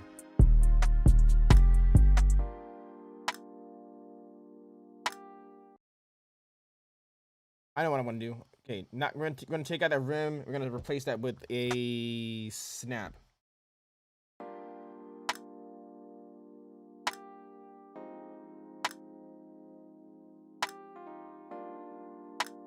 Find a snap that we want to use.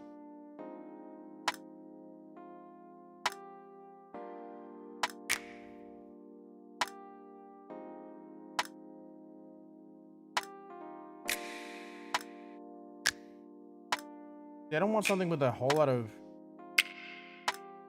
like extra stuff on. Ooh, that sounds kind of cool actually. Wait.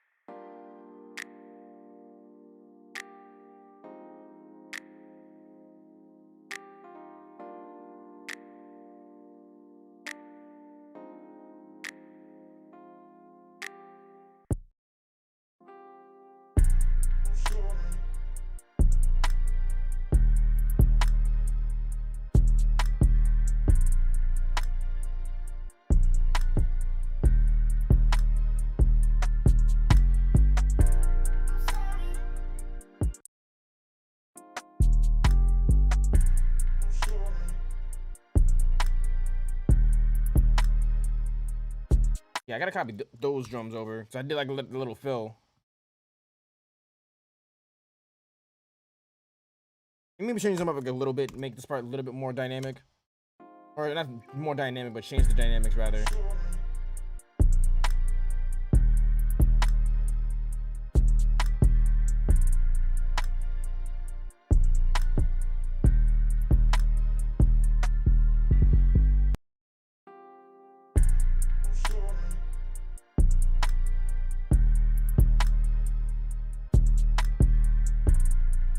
Actually, no, I'll keep it like that.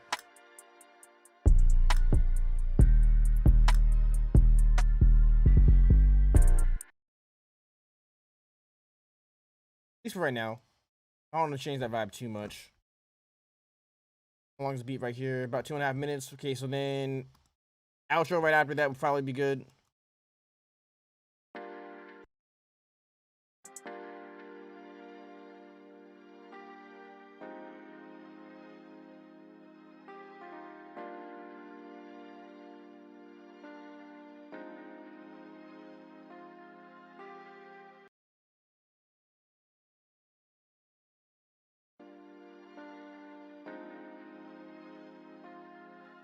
Just cut it off right there.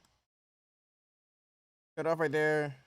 Add like a little bit of fade, and then I'm just gonna throw a bunch of reverb on it so it doesn't sound like it's just dying off.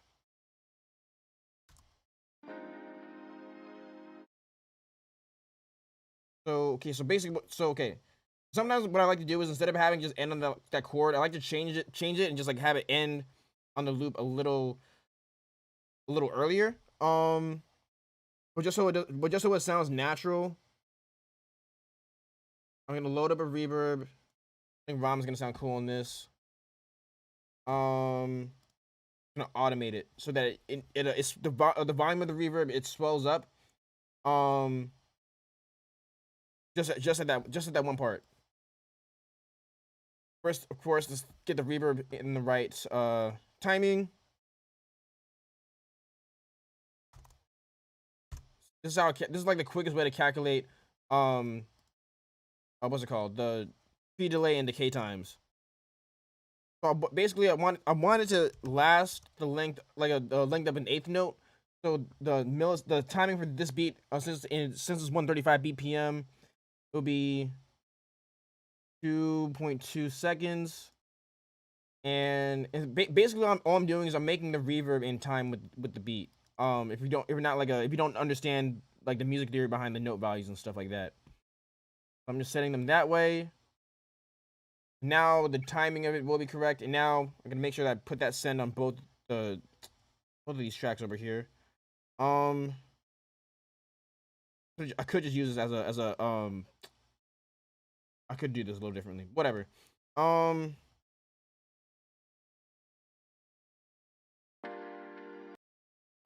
Yeah, right there is where I'm gonna have it start flowing in more. So I just click on it. I point it where I want it to go. Right here is where I want it to be the loudest.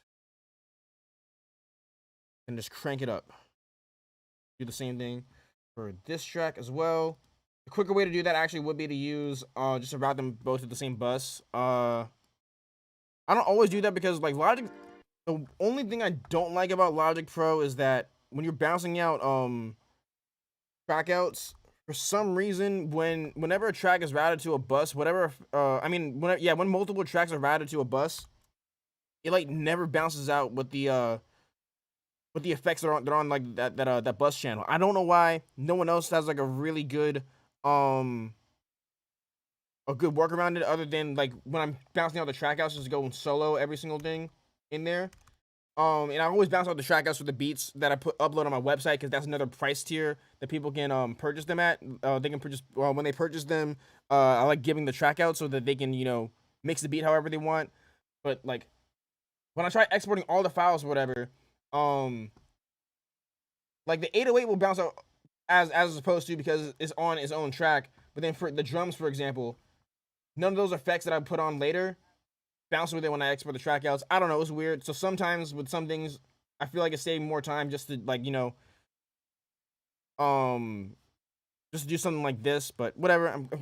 I'm rambling on with this right now. Let's hear what this actually sounds like, and this beat will be good to go.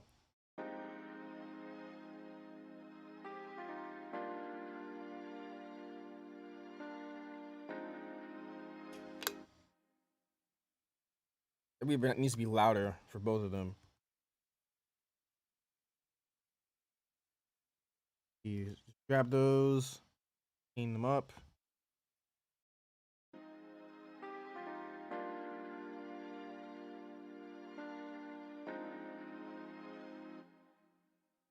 Perfect.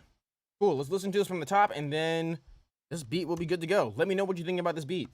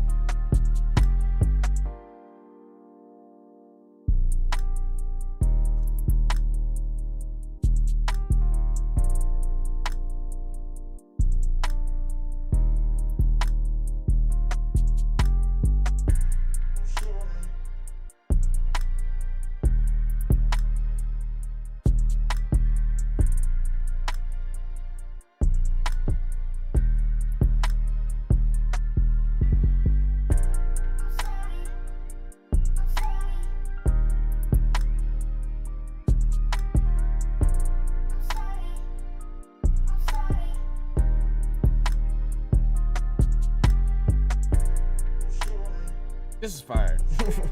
I like this a lot.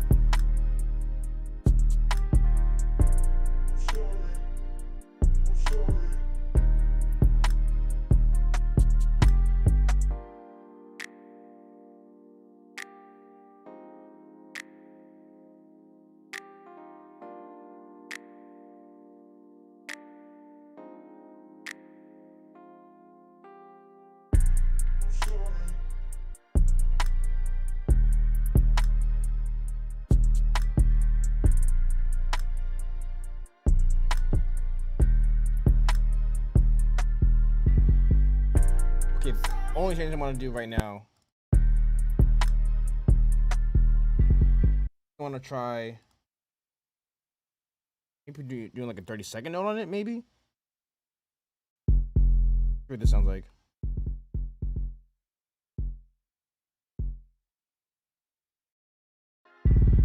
Oh, never mind. That's horrible. Never mind. Just kidding. That was not sounding like I thought it would. Maybe just on like the first part. Nah, never mind. Yeah, it did not sound like it did in my head. No worries. Okay, never mind.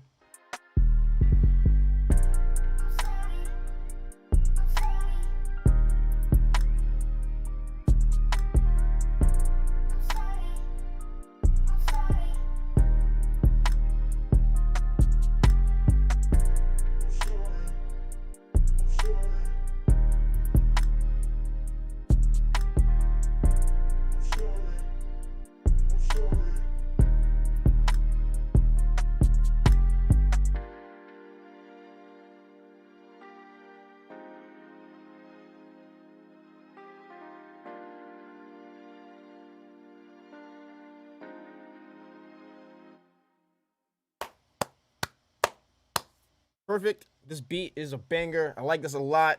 Other than mixing and maybe some transition effects here and there, like little swells or whatever here and there. Other than that, this beat's pretty much there. Don't overthink your beats. If you're making beats for artists, of course, make them dynamic and interesting, but you don't have to overcomplicate things. Normally I try to add other melodies whenever I use loops, but like something like this, honestly, it had the perfect amount of elements inside of it already. So I might come back to it later. Maybe I might try to add something else. It really didn't need that much, to be honest. Right now I think this is a vibe. I think this is really good for an artist just to be able to fit their vocals over and do their thing. So I'm happy with it. I like how it turned out. Um, and yeah, so this is where we're going to be wrapping up for today. I appreciate everyone for coming through. We had some really dope conversations going on throughout the stream. Really appreciate everyone taking time out of the day to tune in, support the stream, and also just come through and just share some good positive energy. Yeah, and also I've been finally been working on putting out more videos more consistently as well.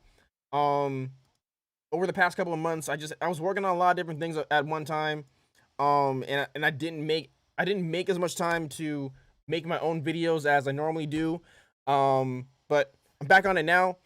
I've been uploaded a couple clips actually that were just directly from the live stream just to get things rolling back up again. I also I'm experimenting with dropping like YouTube shorts here and there. Um, that was great. Thank you. Yeah, I'm working on putting out some more YouTube shorts. As I'm also experimenting around with TikTok and seeing what type of content people interact with on there. So some of the shorts I'm just ripping straight from TikTok. And just doing. I have an app that can get rid of that watermark. And then what else? And then I'm taking clips from like some of my older videos and just making taking those and making those YouTube shorts. And yeah, I'm getting back into putting out a lot more content on YouTube. I miss it. Can't even if I get busy with other working on other people's projects, can't forget my own, because this is also how I connect with different people, build my audience, and yeah. Um, so definitely look out for more videos coming soon. Put out one yesterday that did that it was a clip from the live stream I did earlier this week. I did a demo of a sample pack from Maddie Beats. So basically, I just gave my review on it. There are definitely some clips I could take from here and turn them into a video as well. And I got another interview with another local artist that coming through pretty soon. Just got to finish editing that. And yeah, just look out for a lot more content from me, which is why, if you haven't already, you should definitely like the video. Just hit the thumbs up button on the video, and also subscribe and turn on notifications. So that way, whenever I upload a new video or go live again, you'll get a notification sent directly to your phone. So yeah, greatly appreciate everyone for tuning in. I got some more work I got to do today. These beats are fire. I like how they turned out. Got some more work I got to do. Some other projects that I'm working on, and yeah, hope everyone's having a great day. Hope everyone had fun, got something useful out of the stream, whether it's some quick inspiration to work on your own music, whether it's because we were talking about plugins and VSTs earlier. Hopefully you got some to fire both beats. Thank you, appreciate you to share. And that's about it. If you want to support the stream, of course, you always can visit my website, or not the stream, but if you want to support me and my business, rather, you always can go visit lmarqueeproductions.com. Let me drop that in the chat really quick. That's my website where you can check out all my beats. Most of the beats that I make on this channel, or on the live stream, rather, they end up on my website. Where's my chat thing on my computer? There we go. Most of the beats that I make over here on the stream, they end up on my website if you want to check those out. Also, I got some sample packs on there as well as merchandise. So yeah, just drop the link in the chat just in case anyone wants to check it out. Tashia said the shorts rule as well. Watch them already. Take care. Thank you, man. Appreciate that. So on that note, I gotta go. Got some stuff I gotta do today. Appreciate everyone for tuning in. I had fun. I hope you had fun. And look out for the next live stream as well as some more content on the YouTube page coming out in the very, very, very near future. Next live stream will be Tuesday, 12 o'clock p.m. Eastern Standard Time. Thanks so much for tuning in. My name is El Marquis Productions. God bless.